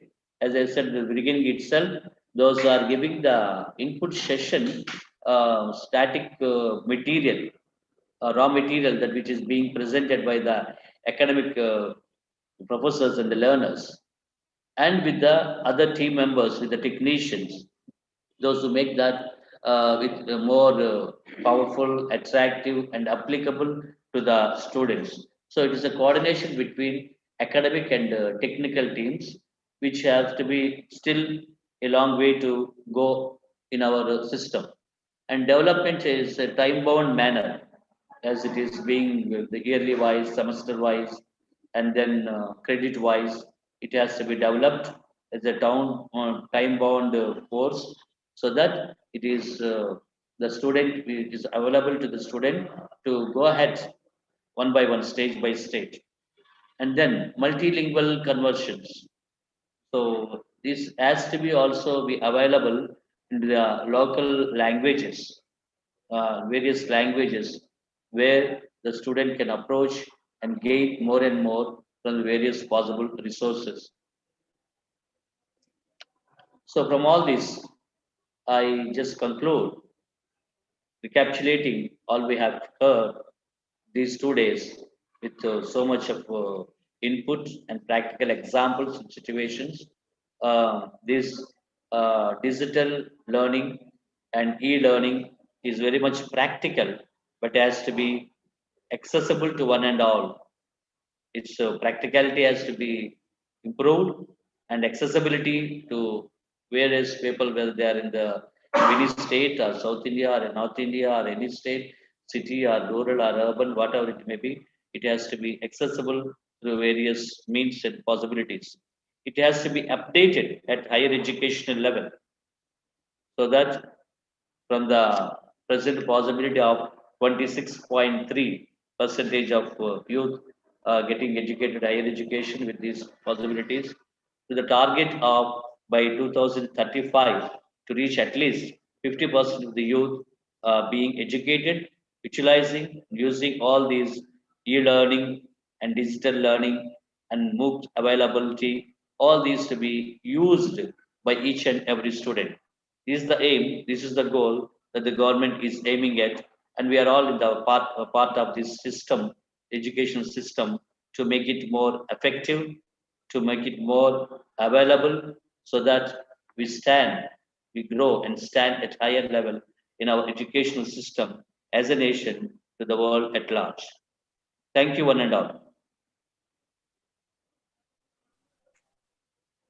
Sir, thank you very much, sir. Very excellent presentation and valuable message you conveyed to us. Thank you very much, sir. Now I request Professor Adam Paul Peteti, Department of Education, Manu, Hyderabad, Telangana. Please present a paper.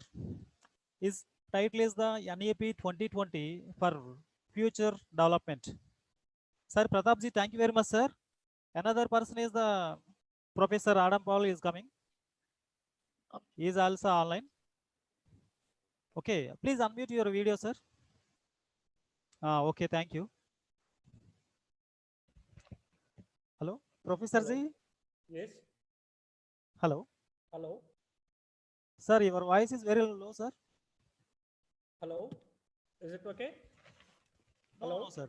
Please reduce your voice. Hello. Am I audible to you? Okay, audible, sir. Okay. But your voice is very low, sir. It's audible, but very low. Pardon? Okay. What is this? Share my video. Just, Hello. Hello, sir. Okay, it's okay.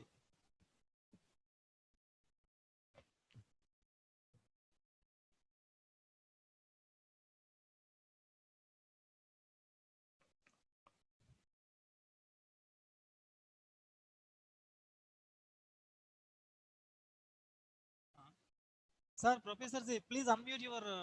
Yes, yes. Okay, it's enough, sir. Okay. Kindly share my screen.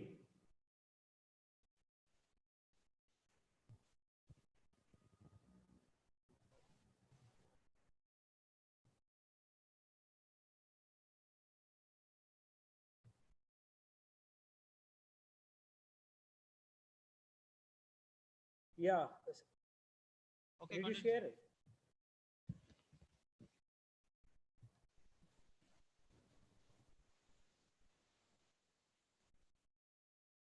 Share my screen, sir.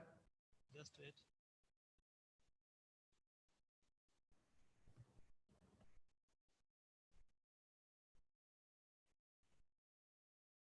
Sivara? Hi, Siva, please come. Come. Hello. Just wait, sir. Just wait. Okay, continue, sir. You can continue. Okay.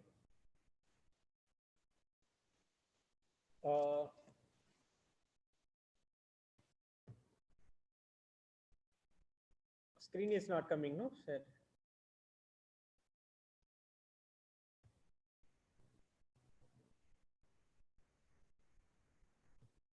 Hello. Sir, already shared, sir. Sharing, sir, your screen is displayed, sir. Huh?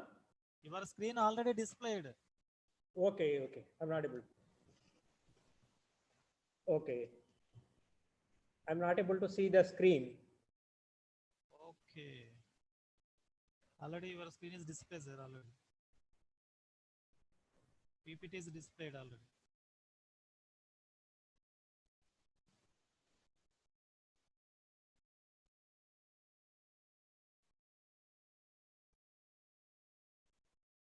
Otherwise, should I share my screen?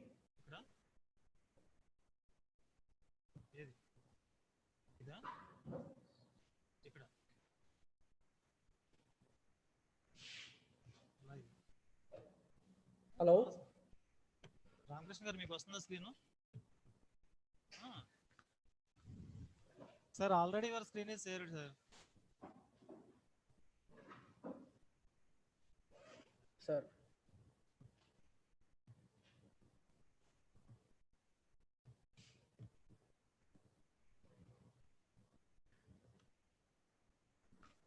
Sir, Professor G. G. Uh, Yes, you yes, can, I'm able to see. Okay. Okay, thank you. See, very good afternoon to all. I have been listening these previous presentations. Now that these earlier commissions and the present NEP, when we compare with this Secondary Education Commission, then Kothari Commission, National Policy, all these they have fixed. The students has no choice to choose the subjects. Now, earlier education system was this universal education to all. It's common subjects, only 3 languages. Now the NEP proposed multilingual. It is focusing on these 21st century skills, that is the digital literacy and critical thinking. We know this, we are giving the training in education domain, 3 level, cognitive, affective and psychomotor. Previous, the education system, we did not focus on this nationalism, practical thinking, sympathy, empathy, stability, scientific attitude, imagination power, and high level of ethical values. There are different types of thinkers. We are focusing only on these 5 areas: systematic thinker, then intuitive thinker. Other category is this undifferentiated and split style. Now this is the fixed mindset. We have to go to the progressive. Progress is important. Earlier the only 2G, 3G, now 6G, 7G, 24G also coming. The earlier literacy means we considered as 3 R's: reading, writing and arithmetic. Now this novel education, that is communication, collaboration, media, these are the things. In the 21st century, next slide. In the 21st century, that is ways of thinking, ways of working, tools for working, living in the world. That is the NEP is focusing. There's a 21st century skills is that a novel thing, novel literacy. Novel literacy is this: critical thinking, how to think. What is the critical thinking? Think creatively, work creatively, and implement innovations. Problem solving. Education is problem solving. See, then learning for the learners and metacognition, self-motivation, possibilities. These are the things. Collaboration, technology. Technology replaces the computers, they replaces the paper and pen. Now the students are able to come with the mobile and the tabs. No need of carrying the bags. See, this is the thing. Tools for writing, information literacy. That is the access and evaluate the information, apply technology effectively. See, these new change, now the new paradigm of learning is, new concept of learning is this: learn, unlearn and relearn. Learn new skills. These are the things.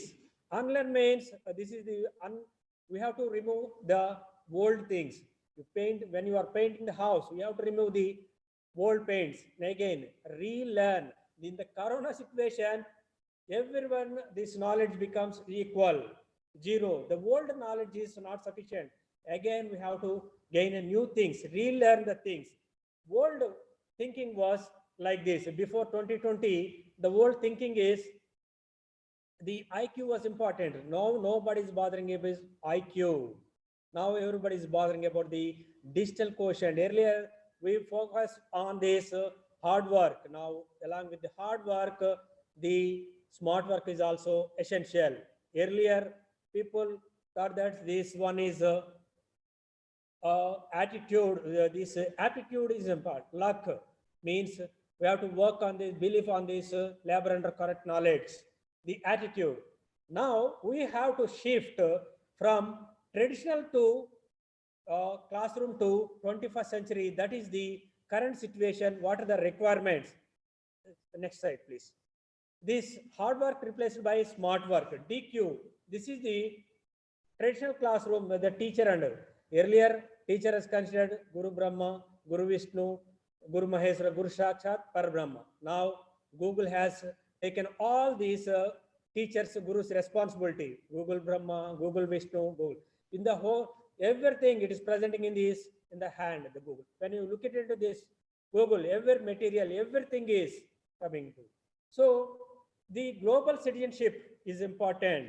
So, the DQ means digital quotient, cognitive, metacognitive, and socio-emotional competencies that are grounded in the universal and moral values, individual to face the challenges and harness to opportunities of digital life. Everywhere digital, this thing.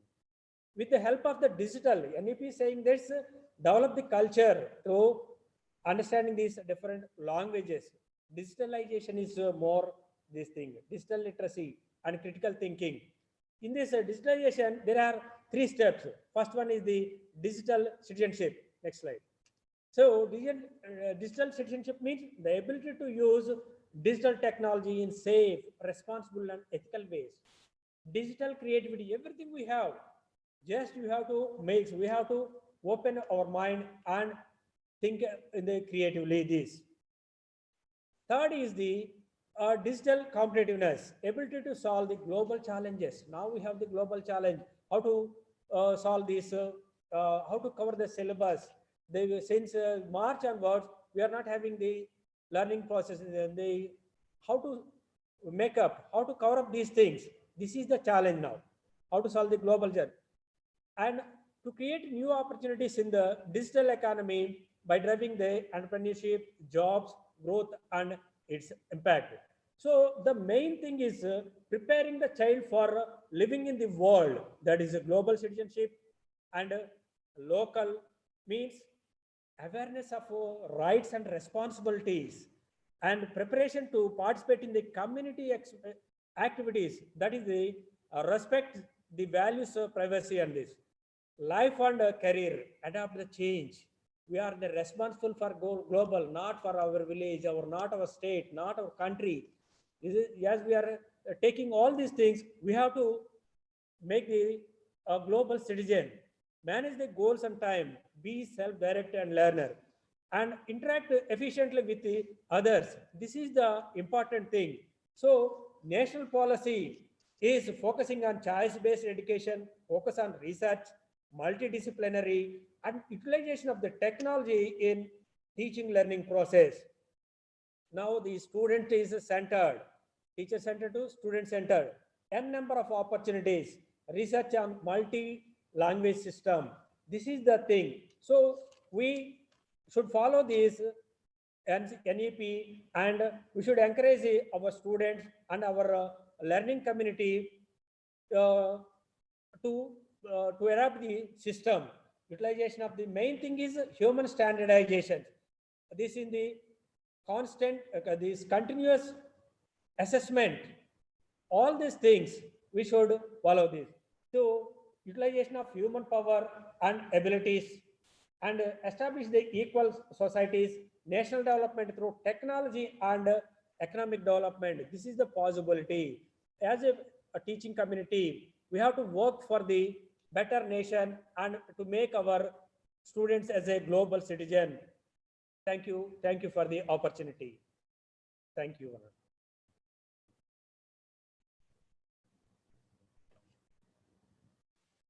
Professor Z, thank you very much. Your excellent presentation and making a good PowerPoint presentation. Your presentation is completed within the time. Thank you very much, sir. Now I request Professor TJMS Raju, Associate Professor, Department of Education, Sikkim University, Gangtok. His topic is Digital Technology in Education at Present. Sir, Professor TJMS Raju, sir, from Sikkim. Yes, sir. Thank you. Thank you. Sir, thank you. Okay.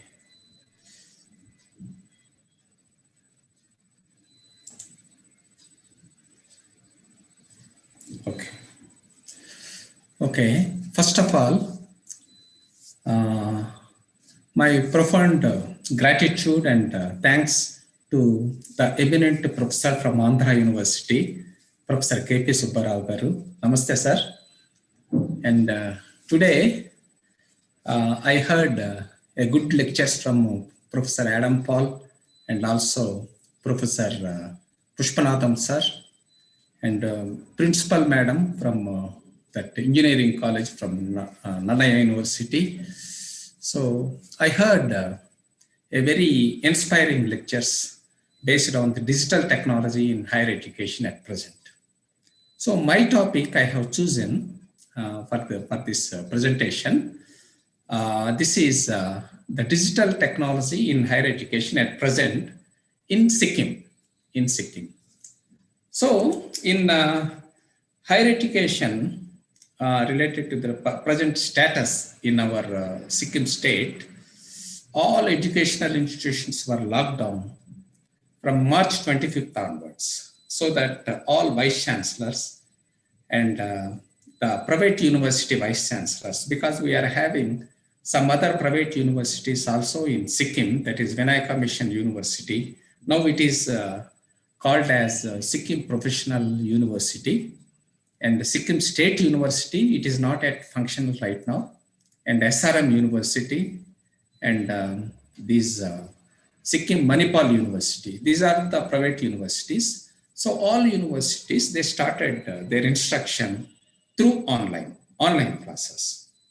So teaching staff of all universities, they have insisted by their vice chancellor to taught in online mode, because it is not possible to conduct the regular classes or the formal classes. So all teaching staff, whether they are the senior professors or whether they are the youngsters, up to now in classroom session, they will use only PowerPoints. While teaching the classes, they will use the PowerPoint technology as a digital technology in the classroom. But after this lockdown, all the staff, all the disciplines, they have started their classes. So in Sikkim, the major softwares they have adopted to teach the classes. So the genesis of this digital technology and various softwares, the eminent professors have explained earlier. But the reality, what is going on in the universities. So as per my observation and also as by the interaction of our other faculties related to other departments, some of the points I have mentioned. The material that is circulated in Word or PDF documents. Generally, PDF documents, the material related to this education or any social sciences, abundant material we can get from this internet. And if any synopsis related to the particular topic, the faculty, they have adopted the Word document. So these Word document as well as the PDF documents, they are going to attach to the students' emails, or sometimes they will be also attached to that WhatsApp group. Like that, the transformation of this topics based on these two adapted softwares, they are contributed by the faculties in some other departments. Then the PowerPoint presentations in general and also audio mode, these are also circulated by the faculty. That a few minutes back, the Professor Persis Madam, she also explained about the PowerPoint presentation audio. In the latest Microsoft Word document 10, we are having this audio presentation. We can audio according to each slide. So how much time we are going to kept for each slide, it is also there, the categories. So likewise, some PowerPoint presentations also shared by the faculty to all students. Then Zoom meetings. Now our national webinar is also going by in this Zoom right now. So everyone knows this Zoom meetings right now. Then another software, that is Google Meet. for this, in our university, the research scholars to share that their PhD pre-presentation seminars or else PhD open vivas, they are conducted by this Google Meet. They are initially giving one link. So that link should be shared to all other faculties. Likewise, they are doing like that. And sometimes the Zoom recordings. So the audio recordings, they have recorded earlier, and that audio recordings conducted by the Zoom, it should be uploaded in YouTube, and the link they are going to provide, that link should be shared to the students. And that is in that way also that major softwares that are using. And earlier, some faculty used to Skype for this meeting with the students, but right now they are not using this Skype. And sometimes some PPTs are also uploaded in YouTube, and they are also providing to some students. And majority of faculties, they are using emails, because earlier these emails will be for the some higher authorities only. We are giving mails, and higher authorities giving mails to the faculties. But right now, this so much of usage of these emails, WhatsApp, Messenger, Facebook chats, communication with the students. So all these softwares we are using for the purpose of students also. It is one of the change I observed in this present situation. While doing all these softwares for teaching for the students related to these concepts related to my discipline and also other disciplines, some challenges, because many challenges were earlier shared by Professor K.P. Subbarao Garu and also Professor Pushpanathan Garu, because it is the new technology, because the old faculties are old senior professor in our university, they have to adapt and adjust. So it is not a single individual's technology or this intelligence, but it should be some training is also necessary for the every faculty member. And the teaching is, it is in an isolated way, because it is not happy teaching, because when the student is present before the teacher, because yesterday also while teaching that Salman Razu, we are not non-living beings, we are human beings. He coined a good quotation. So technology is for the human beings, but not technology ruled over human beings. So because of that, when the student is present before the teacher, the teaching will be more happier. But even if it is the technology, it is an isolation way of technology. And the main challenge for the teacher is, there is no chance of immediate clarification, suppose if any doubt arises for the student. Because some YouTube links we are giving, so in that YouTube links, students, they will listen the topic, but they are unable to ask the questions. But later on, it is, later on they will clarify their doubts, but no immediate clarification of their doubts. Then difficulty in Wi-Fi connections in the devices. Right now at present, in my room also there is no power.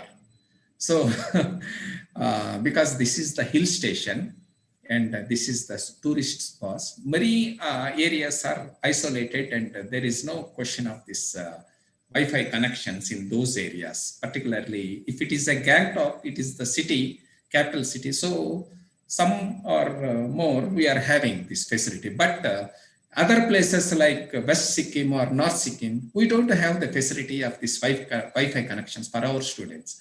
So as per my observation, it is helped only 50% of students. So I have got a doubt whether this is fruitful or not. So because of that,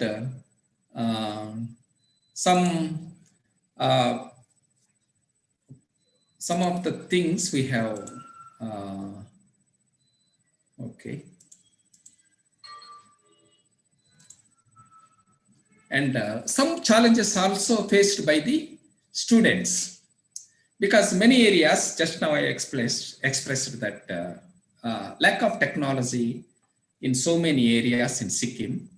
And second challenge is so many areas in this Sikkim are rural villages and also remote places. So even if they are having technical facilities, the Wi-Fi connections and the power connections are not there.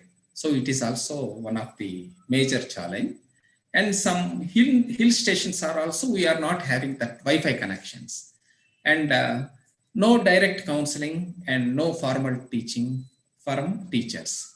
So no social gatherings with other students also, because suppose if it is a peer group, they can clarify the doubts among themselves. But in this situation, every student is alone at their homes, so that they are unable to do anything in that situation. So some recommendations also related to this digital technology I have to provide, because the mode of education system should be changed, because many eminent educationists, they express that the Swayam, this MOOC courses, and also Madam has given so many new technical softwares, that is OLabs, Khan Academy, and GeoAlgebra, Teachers Pay, and Atlas, so many softwares Madam has given. So all these softwares, they need some practice for the teachers also. Initially, without practice for the teachers, they are unable to contribute to the students. So some technical training, it is also necessary for the students, because many faculties belong to this computer sciences. They are experts in this, all these technical digital devices, but the social sciences, particularly and languages, teachers, they are not unable to use all the such type of technology. So some training is also necessary for the teachers. Then the government has to enhance the technical facilities, because nowadays all things, that is all knowledge, it should be shared by this digital technology. So government has to develop the technical facilities in all areas, because some areas, they are remote areas also, it should be reached. Then technical training should be provided both for the teachers as well as to the students. And those students who are receiving that content, there are also some training, it is also necessary. And educational content should be developed more in YouTube, because nowadays YouTube, it is using a more popular digital technology at the present time. And it is one survey recently they have conducted on this YouTube. So right now in the lockdown, many people are staying in their homes. So what are the major topics, but whether that YouTube, so they identified that the cooking softwares, so the recipes, so because all people are in their home, because every time they are using YouTube for their preparation of the various dishes only, that is there. So likewise, if more content related to all topics, if they incorporate in that YouTube, it will be good for the students. They can also clarify their doubt, and they can also enhance their knowledge. Then take the help of IT professionals and resource persons. And few days back, in our university, I have conducted some study, how many students are participating in this online classes. So in my study, I have found that only 32% of students are participating in online classes. And which time is benefit for the student to conduct these online classes? So 68% of students reported morning time, because morning time is the convenient time to conduct these online classes. Then how much time that the online classes should I take? So I asked my students. So 50% of students told me that the maximum duration is only 1 hour. Because of, if it crosses 1 hour, they lose their attention. Because of that, they are unable to participate more if the video lesson is more than 1 hour. Then 58% of students need the tutorials, that is the recorded videos for their updation, because it is for the convenience of students. Based on the time, they can use that video lesson based on their convenience. They will use in after some time, maybe during the evening times they will use. So 58% they asked me to upload these video lessons. So this is the thing. Well, anyhow, right now there is no choice, because this is the only chance we are having, so that we are using digital technology for the sake of teaching methods. Of course, maybe in the forthcoming months, we are going to get the vaccination. So at that time, we will face direct teaching in the class. Until then, we will use this technology for the benefit of our students. This is my recommendation and observation related to this digital technology on higher education, particularly based on the Sikkim University and also in Sikkim place. Thank you. Thank you, one and all. Over to Dora. Sir, thank you very much, sir. Excellent presentation. Okay. And you covered top to bottom about concerns and consequences. Okay. Thank you very much, sir. Okay, okay. Now I request Dr. K. Dandesh Kumar, Assistant Professor, Modern Institute of Teacher Education, Kohim, Nagaland. His topic is online and digital education with reference to National Education Policy 2020. I request once again. Okay, brother. Okay, Ji. Respected dignitaries and authors of this national webinar, participants and presenters, good afternoon to all. My topic is online and digital education with reference to national education 2020 need of. You know, brother, your voice is very low. Please reduce it. Your voice is very low. Yeah. Okay. Yeah, am I audible? No. Audible now? Now it is okay. Okay. You have to present loudly. Okay. My topic is on digital education with reference to National Education Policy 2020 need of the hour. So I am Dr. Dandesh Kumar, Education Institute of Teacher Education, Kohima. We know very well at this juncture, this pandemic situation, we are facing many problems. But according to our national aim, education is fundamental for achieving full potential, developing an equitable and just society, and promote national development. So we need to providing universal access to education is the key to India's continued and leadership on the global stage in the terms of economic justice and scientific advancement, national education, and cultural preservation. This is very much important for the development of nation. But according to the sustainable development goals, global education development hasn't reflected the goal 4 of the 2030 Agenda Sustainable Development. Goal 4, quality education. Ensure inclusive and equitable quality education and promote lifelong opportunities. This is much important for us, for the development of the nation.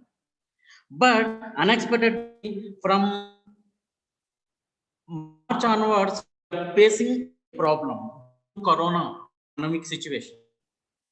So how we implement the educational programs in our school? What is the way to engage the learners in the school? Which is the method we need to adopt for implementing the teaching learning process in classroom? So we have many we are problems for implementing the teaching learning process for classroom. So the world is fighting together against today. At this point, it needs to stay busy and a positive action in the middle of the ongoing crisis. People to form a dependency on the world of learning. Society is relying on the internet for anything and everything. But we need quality education. We need to conduct process for the future of our children, future of our world. So the thing is, only from 2 decades onwards, we are talking about ICT in education. Everywhere, we need to implement ICT in education. We need to implement ICT in education. But not possible till. But we have a chance now because of Corona pandemic.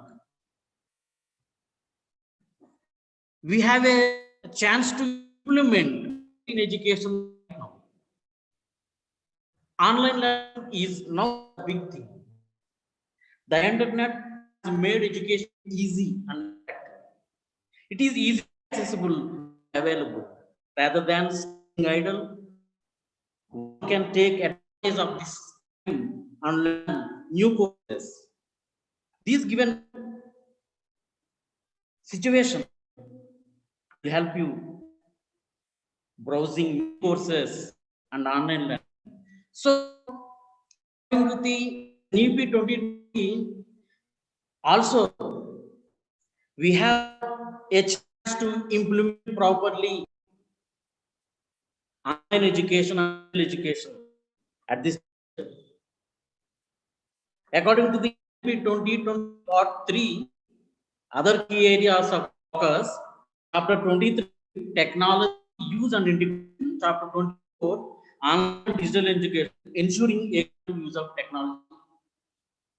So, NEP also pointed out this online and digital education, and also at this through Corona pandemic, we need to implement online education or education, the better future of our India.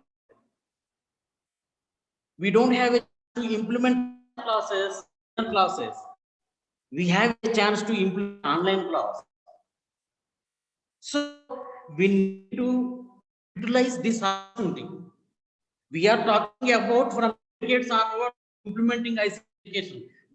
There was no chance to implement, but we have a chance to right now. So definitely, if we follow online education, digital education at this juncture, definitely everyone gets more skills to use the online education and digital education. So through NEP 2020 also, we have national development recognize the importance of the leveraging the advantages of technology while acknowledging its potential risks and dangers. So ICT based education initiative must be optimized and expanded to meet the current and future challenges in the quality education for all, according to the Sustainable Development Goal. Quality education is essential, and also at juncture, online education is also very much to implement in society. Hello. Due to due to time constraints, very sir, low very low network there. So Okay. your voice is very low. You try to conclude, okay? Okay. It is the main network problem is there, okay?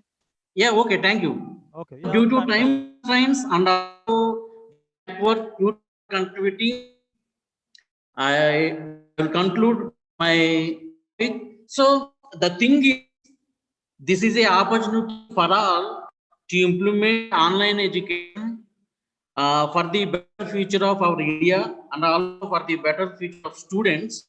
So we must follow the online and digital education with quality. Then we will get the goal of education according to the sustainable development goals. Thank you one and all. Thanks for your talk.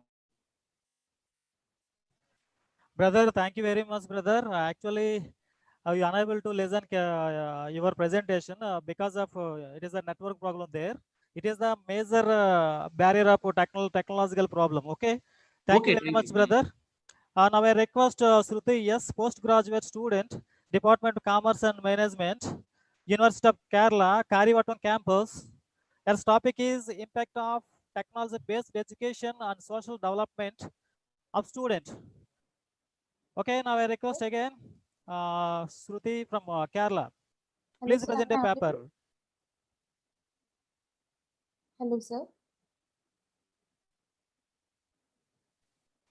Okay. Hello. Hello. Sir, am I audible? Audible. Okay, you have to increase Okay, your voice. Okay, it's audible. Good afternoon, everyone. I'm Shruti from Department of Commerce, University of Kerala. I'm first year postgraduate student. The topic of my presentation is impact of technology-based education on social development of students. Moving on to the introduction part, the 21st century period is frequently viewed as an the 21st century period, as we all know, it is viewed as an innovation time, while the individuals of within the alluded are to be said as an individuals locals, and also in the innovation is viewed as a premise of educational development of any country regardless of any matter. And the change that innovation brought in revolutionary is not developmental, and it is influences all the partners, whether students, teachers, administrators, guardians, etc. And the 21st century time is regularly viewed as a point of innovation period, while the individuals within are alluded as a computerized locals. Moving on to the objectives of the study, basically my study is based on two objectives. The first one to study about the role of technology in education, and second one to study about the positive and negative impact of technology in education. And the research methodology I use to conduct my study is based on secondary sources only due to time constraint, which includes articles, websites, journals, etc. And next we move on to the topic, role of technology in education. Actually, as part of most recent experience with respect to how precisely the current situations as of today like to utilize innovation, and how does their learning get an effect on the off chance that they get in innovations. The first one is that web association and non-stop network, which means the web has developed in significance by numerous tools, just like the procedure of decay, and its significance in the training scene can now be ever subverted. And also, notwithstanding the notes of exhaustion and disadvantages, the utilization of internet or resembles a gift for the students also. And today the web is something which is available in nearly all that we can use. And from TV to gaming supports and our telephones, the web is actually all over the world are using the students. And the second one is advanced impression in the instruction segment, which means in the event that we talk about advancements or any other technologies, at that point we could say that the infiltration of the computerized media inside the training or teaching division has now been developed.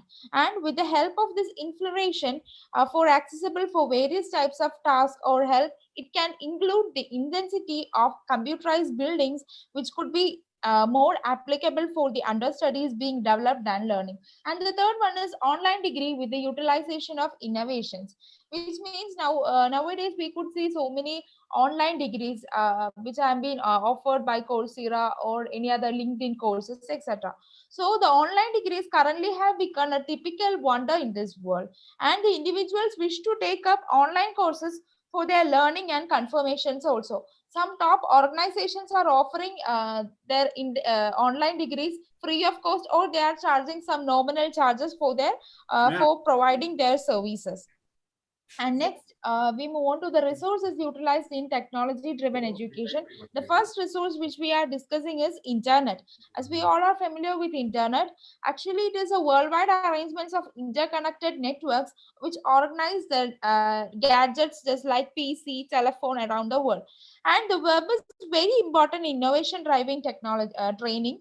The web is required for the students as well as the teachers to pursue current data on course content, trade sense, and as well as to empower the students watch YouTube recordings on different scholastic ideas to aid their learning purpose.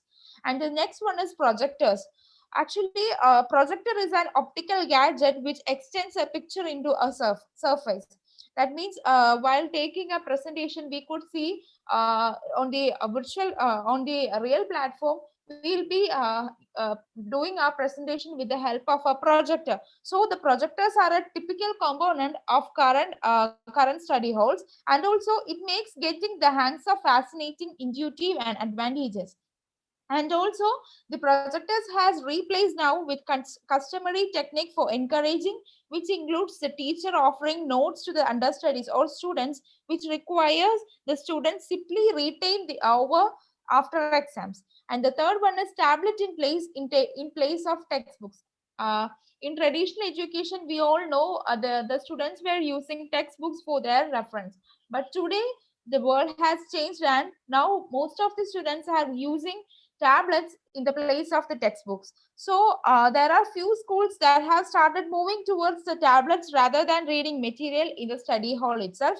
So this is on the grounds that numerous textbooks can be put away in a tablet, and this enables each students to go onto the internet and make use of it, and they will be getting more and more knowledge than rather than using a simple textbooks. And next, moving on to the positive social effects of technology driven education. And the first one is improvement of employable individuals. That means that learning without innovations leads to a teacher centric education only. So in order to inculcate the more knowledge on students, it has to be adopted the technology driven education. Much of the time they don't really acquire employability aptitudes required for the universe of work. So usage of technology in instructing and learning changes, it has given an enormous degree to the students also. And the second one is community oriented or cooperative learning. Actually, with the help of this technology driven instruction, it would engage in the enhancement of the interaction between the students, educators, and different partners without the hindrance of geological space. That is, there is no need of attending the physical classroom. They can sit in the home and study from the virtual mode itself. And say, for example, internet learning can be utilized to acquire a degree from a college outside the nation the understudy is inhabiting. That means, say, for example, Philanthropy University, they are offering so many graduate as well as postgraduate courses. So there is no need to physically going into the classroom. And hello, G, please try to conclude. Please try to conclude. Okay, sir. Okay. And the next one is improvement in research process. That means with the help of this technology driven education, we could see there is so many enhancements in research process also. And the fourth one, increment in the number of individuals that are educated. With the help of technology, we could see there is increase in the number of individuals who are enrolling for the courses. And the last one is no geographical limitations, which I have already been explained. And next we move on to the negative social impact of technology driven education. The first one is digital bullying. Second one, talented and incompetent individuals from the general public.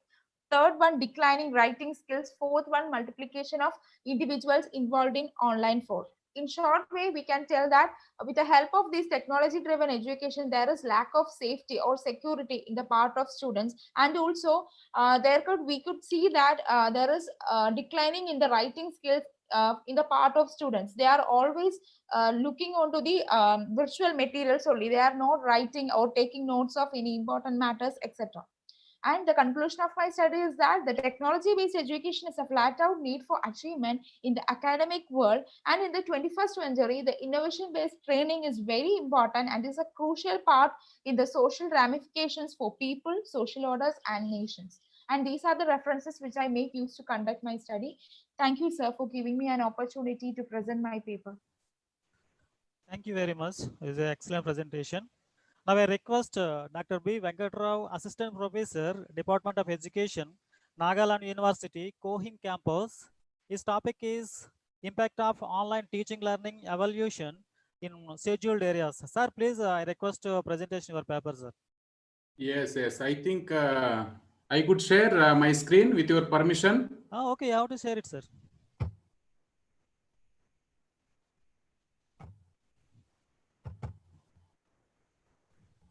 Is it okay? It's okay, sir. My screen is visible, I hope. Yes, very visible. Very nice. Yeah. Thank you all the, and good afternoon all the dignitaries on this webinar. And also I am very much thankful to you all for giving me this opportunity. So already program is running out of time, that I would like to take very few minutes only. Just I would like to share my practical observations during last 3-4 months. Okay, since I have been involving in online teaching, online evaluation and all, just I would like to share. And already one of our senior professor, Dr. Raju sir from Sikki University, he has shared everything about the difficulties and some interrupted issues in the hill areas. I think same points also could be expert here. So so this is the basically I am going to share only some what are the really practical issues regarding online teaching, learning and online evaluation in the state. So because of that, I would like to share highlight about the first Nagaland state, okay, about its literacy and rate of literacy and all. And also I would like to, this is the slide related to the growth trend of higher education institutions in Nagaland.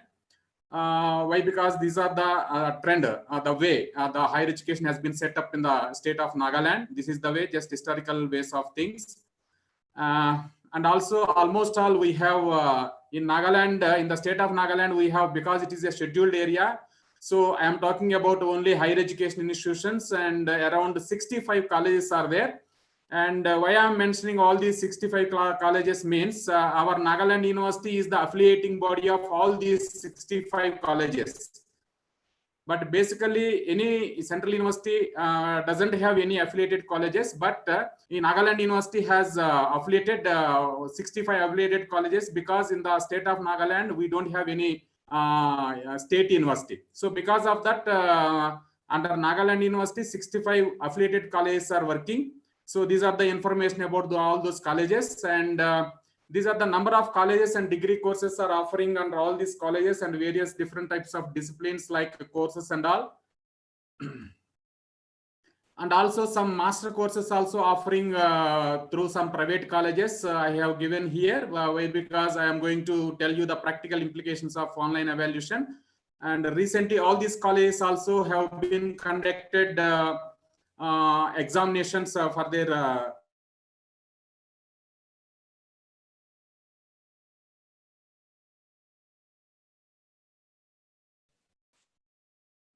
Hello, G.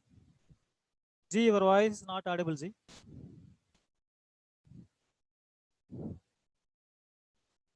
Hello. Hello.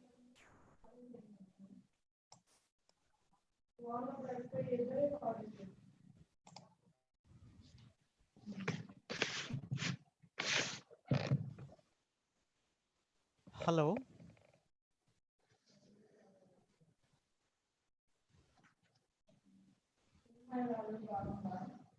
Raghavedi.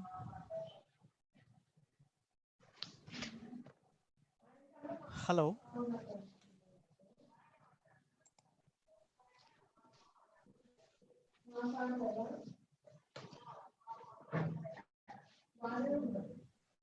Hello.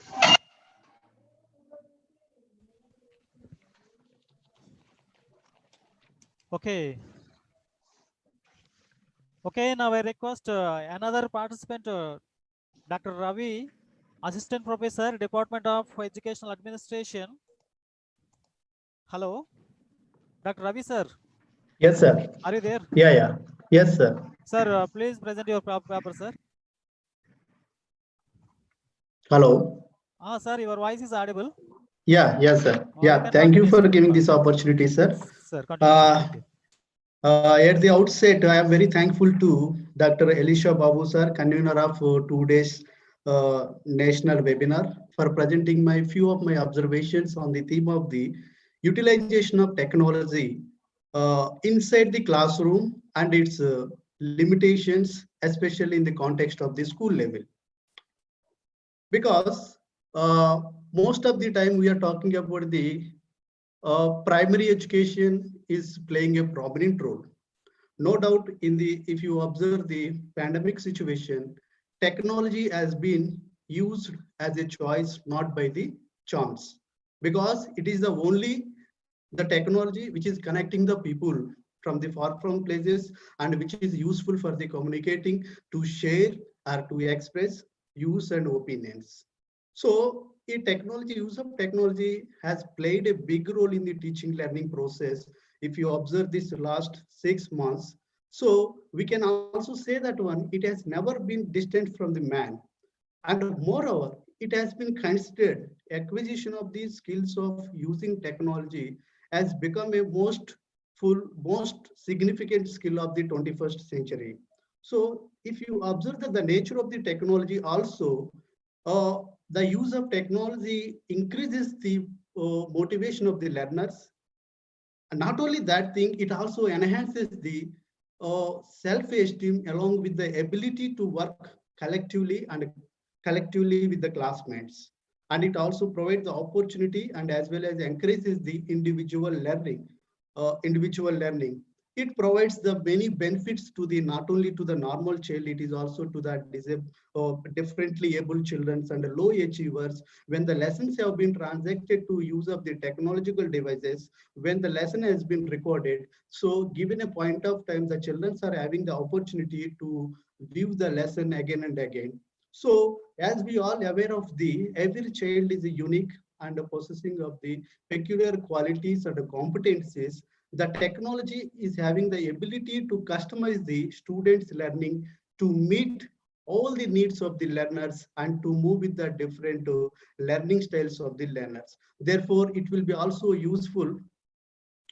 Therefore, hello. Sir, your voice is audible. You can continue, sir. So therefore, it is audible to. Therefore, it will be assisting the teachers also to make their lesson plans accordingly. But what UNICEF is talking about the uses of the technology.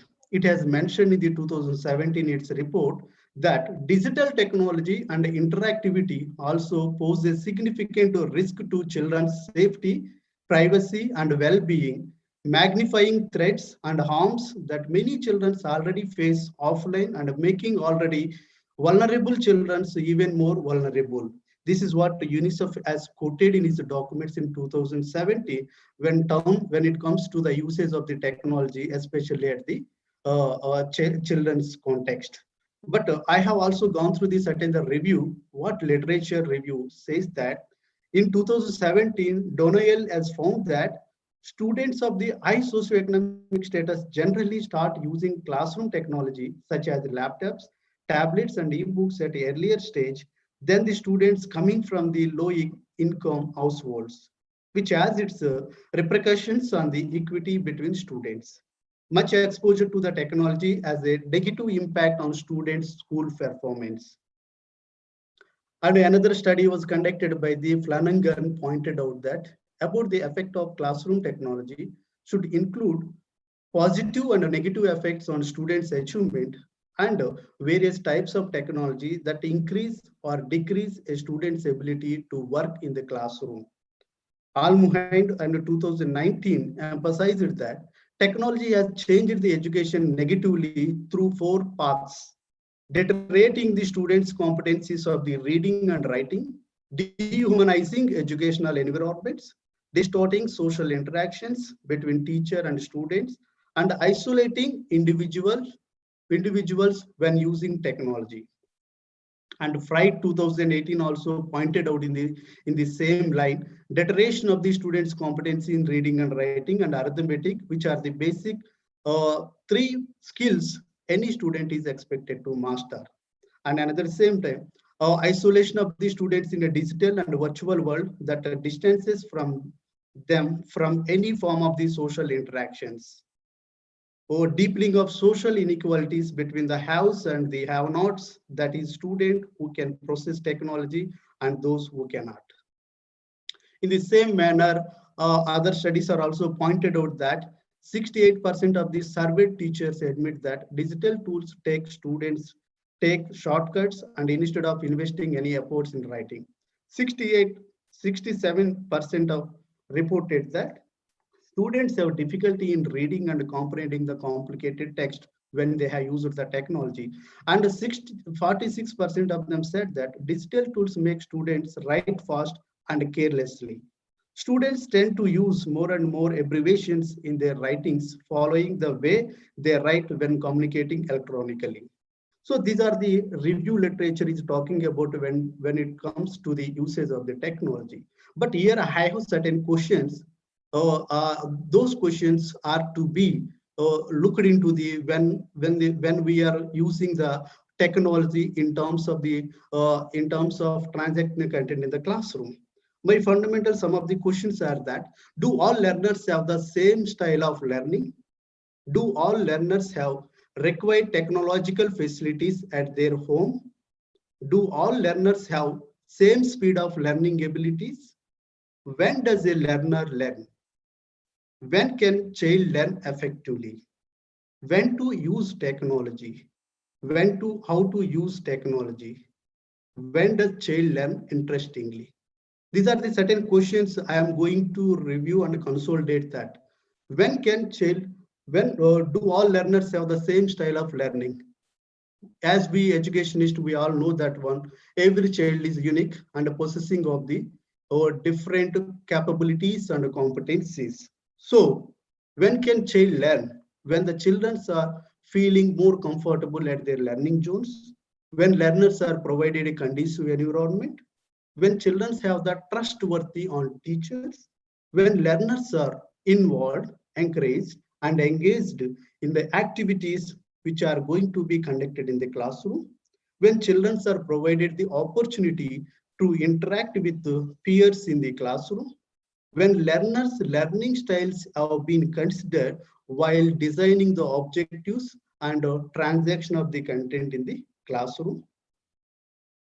Learning objectives are to be formulated in the line of the nature and maturity of the child, and the transaction of the content by using the pedagogical procedures and use of the appropriate technological devices. When these all things are to be considered while integrating the technology, then only we are able to achieve our objectives, which has been formulated prior to transaction of the content in the classroom. So what teacher needs to do? Teachers need to do certain things very carefully and systematically. The activities which are going to be planned, and these are things needs to be made it very systematically and coordinative and collaborative and working together in the classroom.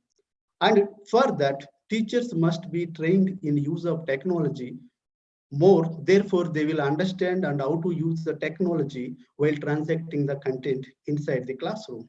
So attitude of the teachers and students must be tuned in positively towards use of the technology, and the teacher should use the technology, and not only that, assign the home task to the students after verifying the facilities of the technological devices at their home. So making sure that learners are to be interacted with each other even when immersed in the digital world. Devising activities which necessarily promote the communication and collaborations, and sharing and comparing blogs and blog posts and classroom projects to see how technology can connect learners all around the world. So my conclusion is that one, although the distinctive feature of the technology-based teaching is lacking of any feeling and collectivism or togetherness, but use of technology in teaching learning is inevitable in current situation. So adaptation of the pedagogical procedures and a selection of appropriate technological devices while transacting the content is a parameter significant for providing the quality education and attaining the formulated objectives. So currently, teachers are assigned a mediator role between the student and the curriculum for better results. The achievement of the students depend upon the what extent teachers are aware and use of the pedagogical procedures and the integration of the technological devices while transacting the content in the classroom is very, very important. So these are the certain my observations in the context of the school education, what extent technology can be integrated and what is required for the teachers. Thank you, sir. Thank you very much, sir. Dr. Ravi, sir, from Jammu. Your presentation is very informative and very useful to us. Thank you very much, sir. Now I request Dr. Jaganmohan Rao, Assistant Professor, Modern Institute of Teacher Education, Kohim, Nagaland. Please present a paper, sir. Sir, thank you very much, sir. Ravi, sir. Thank you very much. Thank you. Thank you. Good afternoon, one and all. Good afternoon, my brother. Yes, brother. And I would like to congratulate the organizers, and I have to convey my heartfelt thanks to my senior professors from various universities. Especially, I thank to Professor K.P. Subbarao Garu as a senior professor, and just now some of the professors completed their contributions and they have suggested so many recommendations for the online teaching. Here I would like to convey and I would like to share my opinion during this pandemic situation, how to go with the online teaching as a learning management system. Can I share the PowerPoint presentation with your kind permission?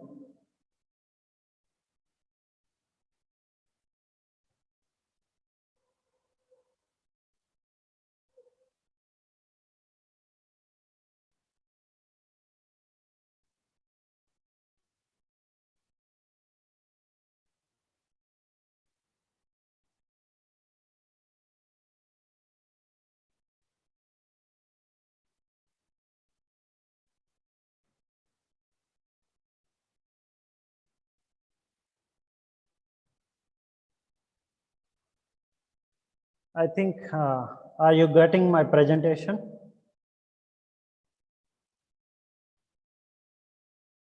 Are you getting my presentation? Yes, sir.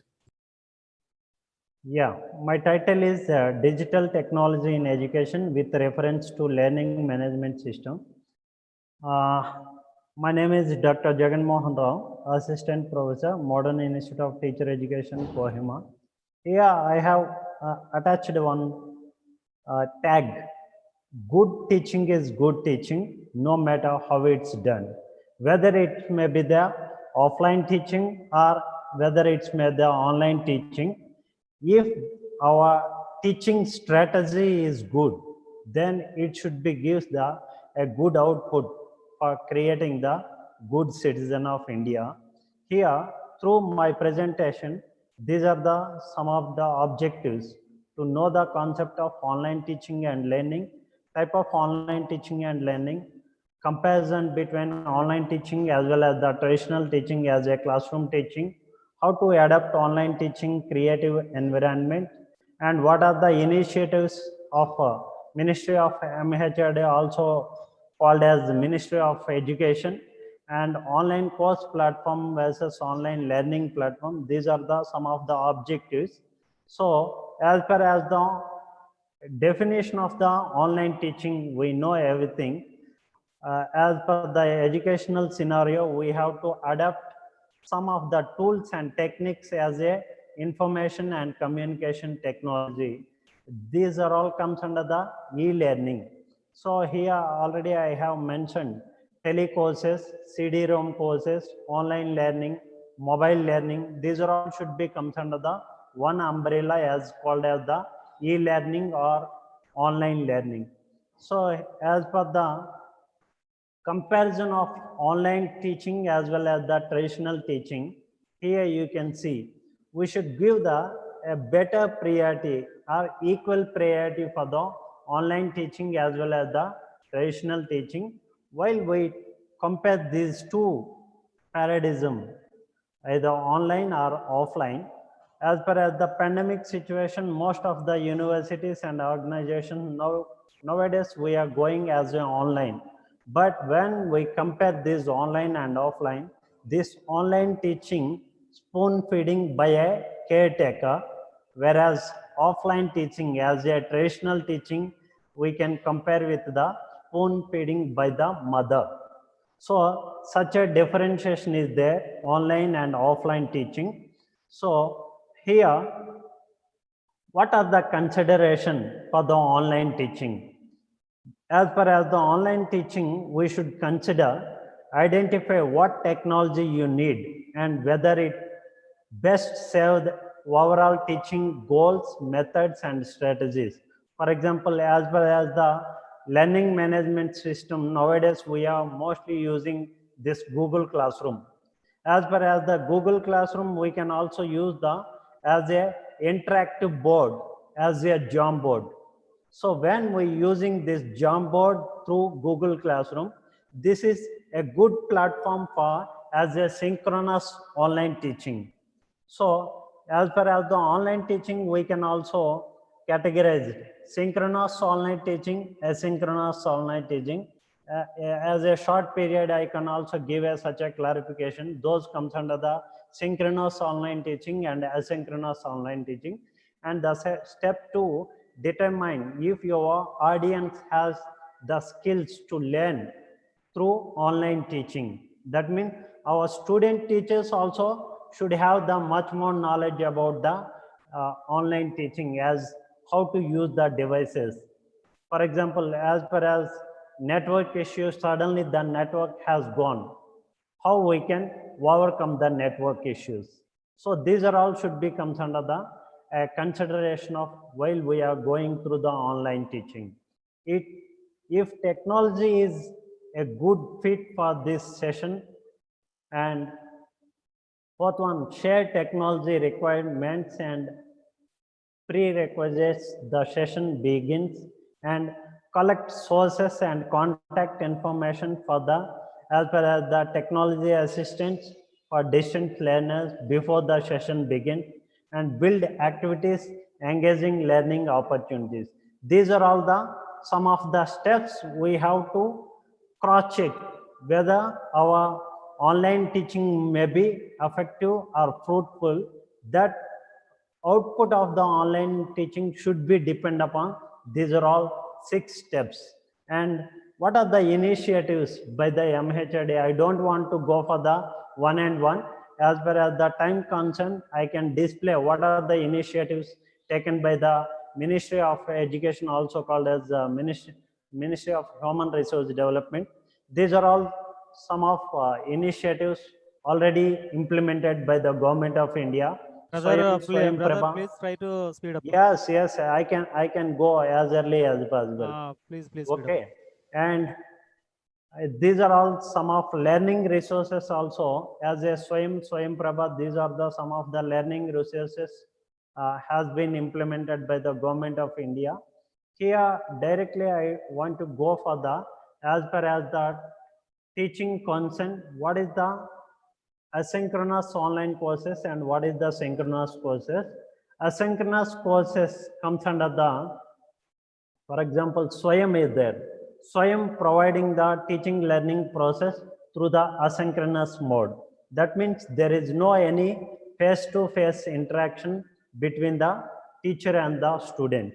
Whereas synchronous online teaching means This is a face-to-face discipline while we are teaching through Google Classroom. For example, Google Classroom consideration as a asynchronous online teaching while we are using this Google Meet app or Zoom app.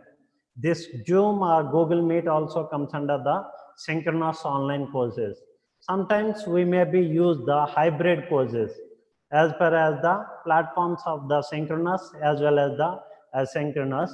So here, as per the learning management system also, some learning management system comes under the synchronous platforms, some learning management courses comes under the asynchronous platforms. MOOCs and Swayam Prabha, Swayam, these are all should be comes under the as a asynchronous platforms where we are using this teachable and some of the learning management systems, those who are involved in the face-to-face interaction, these are all should be comes under the synchronous platforms. Okay, so whether it may be the either synchronous or asynchronous, these are the some of the courses platforms under the Indian institutions, NIT, BYJUS, and Khan Academy, Coursera. These are all some of the courses provided by the Indian management systems, and some of the online learning platforms also there. Diksha, ePathshala, and Swayam. These are also comes under the online platforms. So as per my conclusion, whether we may be used either synchronous or asynchronous, we should give a better teaching opportunity for the teacher educators. And as per my observation, these are all should be as a free versions. The Google platform, Google Meet, Zoom, Cisco, Webex, Microsoft Teams, EdTED, these are the some of the tools as a asynchronous mode as well as the synchronous mode as a free platforms. We no need to pay even a single price also. As far as these platforms, we can give the more teaching learning process as a online teaching. So this is as per my observation, these platforms also very good for the online teaching as far as this pandemic situation. And one of my suggestion is, during this online teaching, most of the people, those who are from rural areas, this online teaching also economically that is the burden for the rural area people, those who are as a disadvantaged groups, and as well as if the student teachers from a particular family, for example, nowadays for the primary level also the people are going as a online teaching. I think as per my opinion, no need to online teaching for the primary level people. That is also burden for the family members. And while we are going as an online teaching, we should incorporate the ethics and values also. Why? Because nowadays the Dr. Jagan Mohan ji, please conclude. Please conclude. Yeah, sure. Within 1 minute, I can conclude.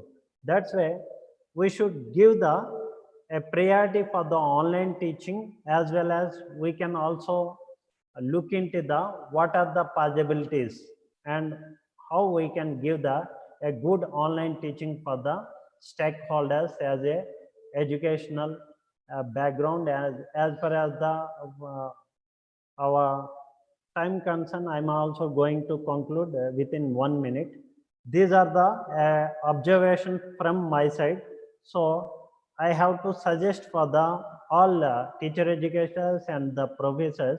Of course, we may go through the online teaching, but we should give a better output and give a better output for the disadvantaged group people also. Thank you, one and all. Thank you very much, brother, my dear brother. Thank you. Thank you, one and all, and thank you the organizers You also gathered for this opportunity for me. material and did good research about concerns and consequences. But here very time limit. So Okay, thank you very much. Thank you very much, Ji.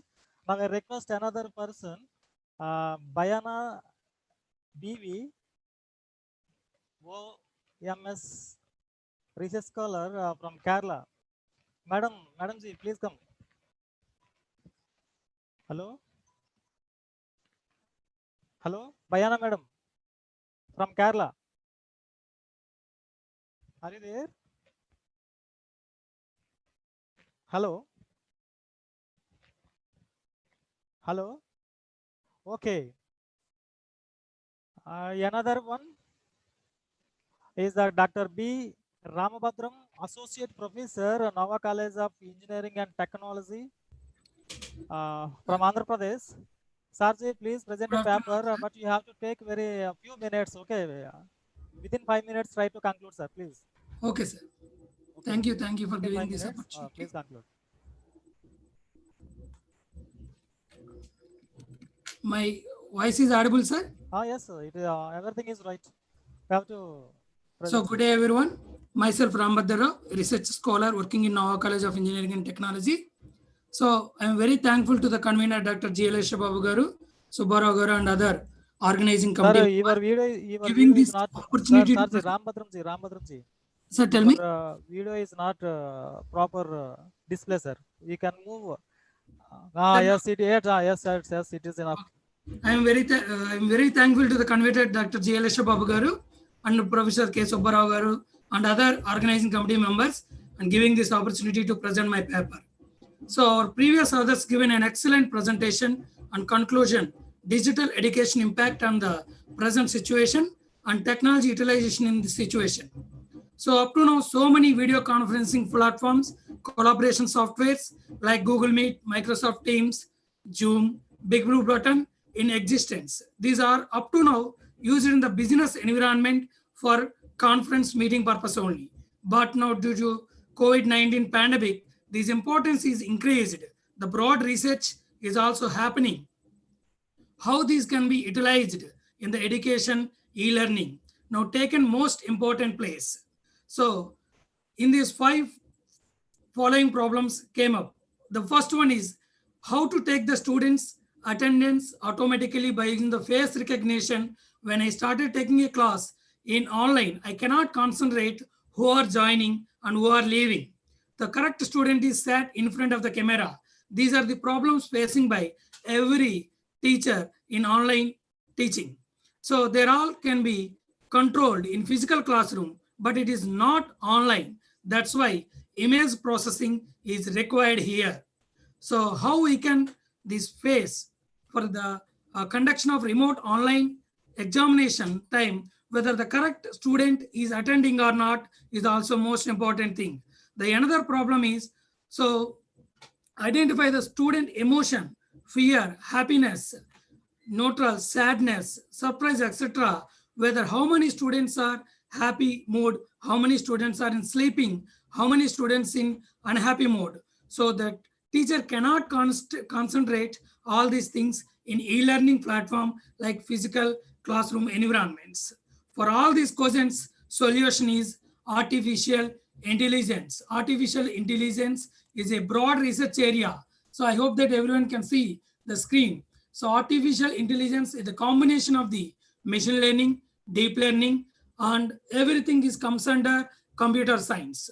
These fields like artificial intelligence is dealing about unsupervised learning, self-supervised learning, semi-supervised learning, and supervised learning, and reinforcement learning. These are all comes under artificial intelligence through deep learning and machine learning. So up to now, so many learning platforms are there like Swayam, NPTEL, etc. But success rate is very less. It is working like review and reference learning platforms only because they are not controlling whether the student is perfectly learning or not. So we understand that we required a specially designed learning space is required, which is similar to our physical classroom, which controlled learning environment will succeed in future. So for implementation, these we required a commercial softwares, but I am taking an open source, a Python and its library. All are open source to achieve solutions for all our questions. So the following libraries are very important in image processing in Python: NumPy, SciPy, Scikit, and OpenCV and Scikit-Image. From this, right now I'm concentrating in Scikit-Image in Python. It is a very open source library. So this is a broad introduction. So Python, you know very well, it is an open source and it contains several open source libraries. And now I am concentrating on the Scikit-Image library, how it is useful. Before going to so I need to give how my paper is utilized. For example, when you are remote learning, on this time, we need to access OCR, optical character recognition is important. And sometimes the student can write and present something. We can access these and we can observe students can have in different moods. These can be automatically collected by using these image processing in the backend. The student can fear, sad, whether it's neutral, whether it's understanding or not. These are all things are very important when you are teaching in the online. For example, the student can objects are placed. So by using image processing, we can easily capture all the objects and with the sizes also. It is very easy through image processing. Sometimes, for example, we can conduct an exam through online. So the student can take the printout and options are opted. Immediately they can take a photo and given to us. So we can, through image processing from the camera itself, we can collect the answers, whether he is presented correctly or not, we can give the result also immediately. So these are all very, very important in image processing. So image processing in scikit learning used, Scikit-Image will be used in different areas. So now I am concentrating only e-learning environment only. So it is built on NumPy and SciPy and Matplotlib and OpenCV. So these are all utilized to my project. Okay. So it is very easy to install Scikit-Image. Rambhadram sir. Yes. Please listen. Please come to. Yes. I am concluding within 1 minute. So I am simply taken a small code in Scikit-Image. This is the few lines of code. Simply I can load it Nannaya University logo with the dimensions also. At the same time, I take in another few lines of code. It can simply convert one image to and RGB to gray and HSLV. So I taken the Nannaya University logo in the color format. I convert it into the open grayscale format. These are very easy in my Scikit-Image. So, and I taken another small code and converted into HSV format also.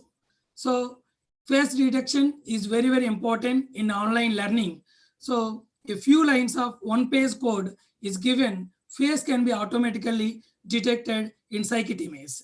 So discussion is why these are all face recognition is important in our project because of. So Scikit-Image is very useful, powerful array image processing functionality. It has over the past years in significant growth in both adaptation and contribution. By using this valuable open source package, we can build more advanced e-learning applications like face detection is very useful to authenticate the correct student is attending for the classes or exam, etc. And Scikit-Image can be used for the different fields of applications in the artificial intelligence also. So real-time coaching, natural language processing, improve accessibility, personalized learning, generate fresh content. These are all things comes under artificial intelligence, and I'm very thankful along the for the development of these Scikit-Image for the core team of the Scikit development team. So thank you, and thank you for giving this opportunity to the Nannaya University and Elisha Babu Garu and all organizing committee. Thank you, sir. Thank you very much, sir. Dr. Rambhadram Garu. Thank you very much. Okay, now it is closed the technical sessions. Now I request my guru and mentor and my guide, Professor K.P. Subbarao Garu, Project Director, ICSS, sir, Andhra University, Department of Education. Please, I request Professor K. Subbarao, sir. Sir, Ramadram, sir, please unmute. Ramadram, sir. Ramadram, sir, please unmute your video. Please unmute. Okay. Professor K. Subbarao, sir, please come.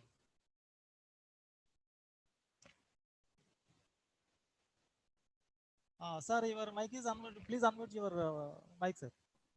Okay, I have done it. Sir, please try to give some question and answer, sir. Already some of the participants is asking the questions in the chat box. Please reply, sir. So one question that asked me that the mobile learning, what they asked that mobile learning, once upon a time, it is not advisable. Why? Because there are many disadvantages on mobile. Mobile can be used in two ways. One way, that is as a social media, we can use it for our communication and everything. And also we can use it as a learning tool. So you can prepare a lesson or some topic and put it on the YouTube, and you can send it to anybody, to anywhere. So like the coin has two sides, advantages and two sides like toss and head. This mobile has also advantages as well as disadvantages. So if you make it use for your benefit and purpose, real purpose, it is very much useful. But you can make use of the mobile also for other reasons, for sending hate messages, for sending memes, for sending unnecessary messages, and sending some pictures, morphing pictures, we can also send it. And also you can dupe the other person who is on the other side by using his mobile with a different tone or with a mimic tone. So that is why, friends, that mobile learning, it is very much useful. Why? Because that can be is a easier tool that is available for students, and many students are having smartphones now. So that's why that phone can be used as a learning tool. And also many teachers in this COVID pandemic days, they used this cell phone or mobile phone for teaching lessons. They prepare the lesson and they can send it to the students. And also they can give lesson online also. They can make use of this mobile or online platform also. They can teach directly, or otherwise they can prepare a lesson and they send it to their students. In that way, once upon a time, once you can send this message or a lesson to a good number of students at a time. All students will get the same lesson. So otherwise, if you want any discussion or debate or any question and answer also, we can conduct. While students can ask a question, the teacher, and teacher can answer the question asked by the students. In that way, intercommunication or that interactive communication is also possible. So that is why don't think that mobile phone is only for its disadvantages. It has got many advantages. This is my answer. Is it okay, Dora? Yes, sir. Yes, sir. Yes, sir. Thank you very much, sir. Thank you very much. So all the Sir, all the participants are felt very happy already in short. No, your voice is very low. Sir, it's enough, sir. It's enough. Thank you very much, sir. It is the question one or two Not, questions. not audible at all. Hello. Dara, Sir, Sarji. your voice is not audible. It's okay, sir. Sir, now it is okay. Hello. No, it is very low. Okay, sir. Okay, no problem. Okay, thank you very much, sir. Thank you. Satisfied? Satisfied, sir. Thank you very much. Are they satisfied? Okay. Thank you very much, sir. Thank you. Can I leave now? Yes, sir. Thank you. Okay, now I request Dr. Ramakrishna Vinakodi, Assistant Professor, University College of Education. Please give the conclude remarks as a co-convener and word of thanks. Please come, sir. I have Ramakrishna Vinakodi, please. Sorry, am I audible, sir? Hello? Am I audible, sir? Audible. Okay. This is Ramakrishna, Assistant Professor, University College of Education, Aditya Vinaya University. So this is my duty to say formal vote of thanks regarding this webinar entitled Digital Technology in Education, Concerns and Consequences.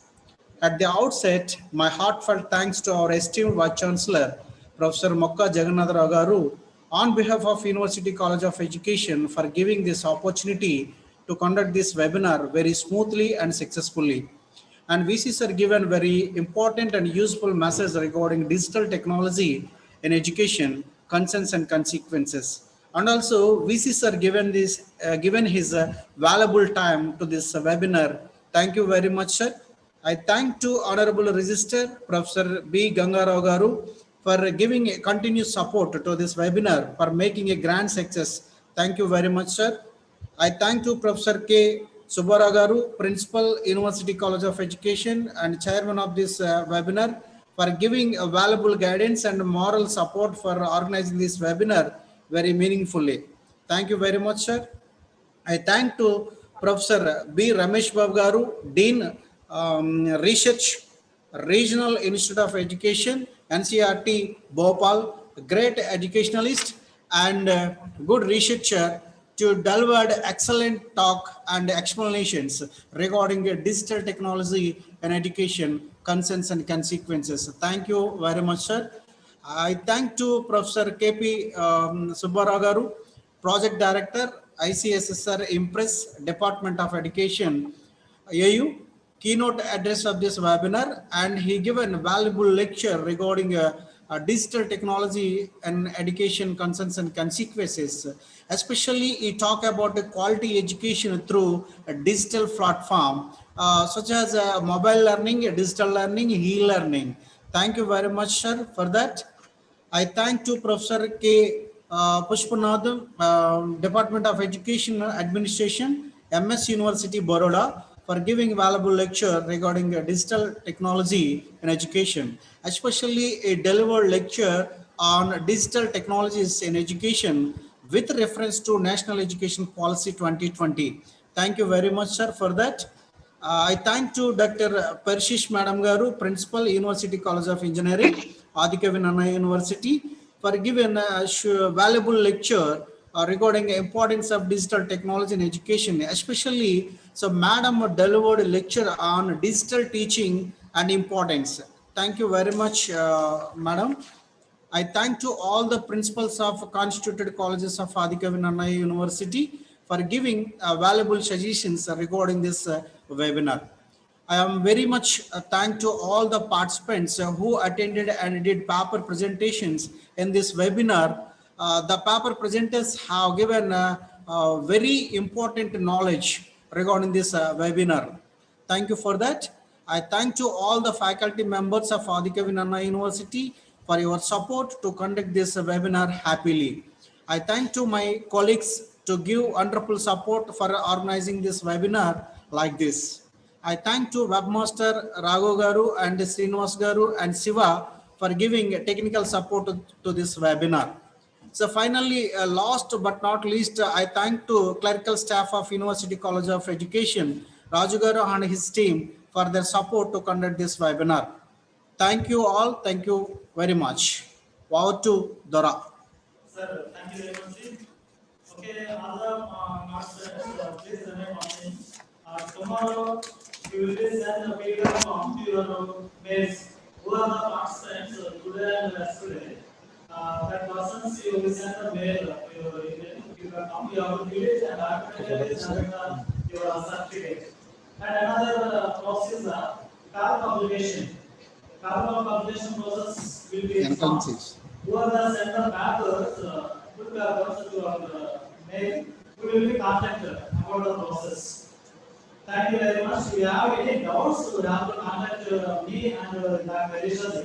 Already we have our numbers, so you have to contact if you have any doubts and regarding communications and fee. Thank you, one and all. సిస్టంలో తీసుకున్నా సిస్టంలో చేశాను. వచ్చింది బాగా Okay, see, Dr. Webmaster, please.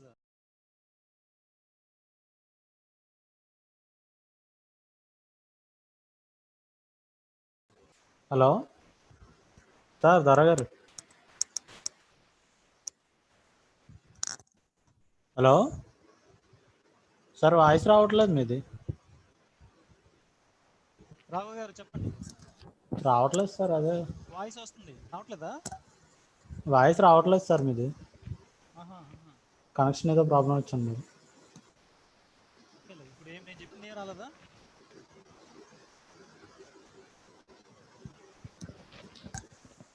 Hello రావట్లేదు sir.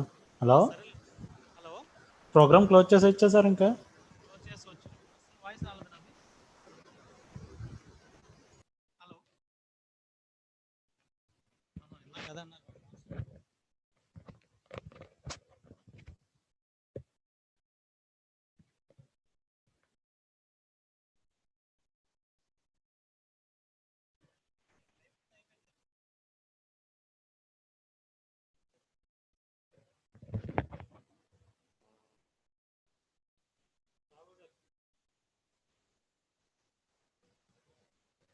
Close చేస్తున్నారు. Voice ఎందుకు రాలేదు? క్లోజ్ చేస్తున్నారు.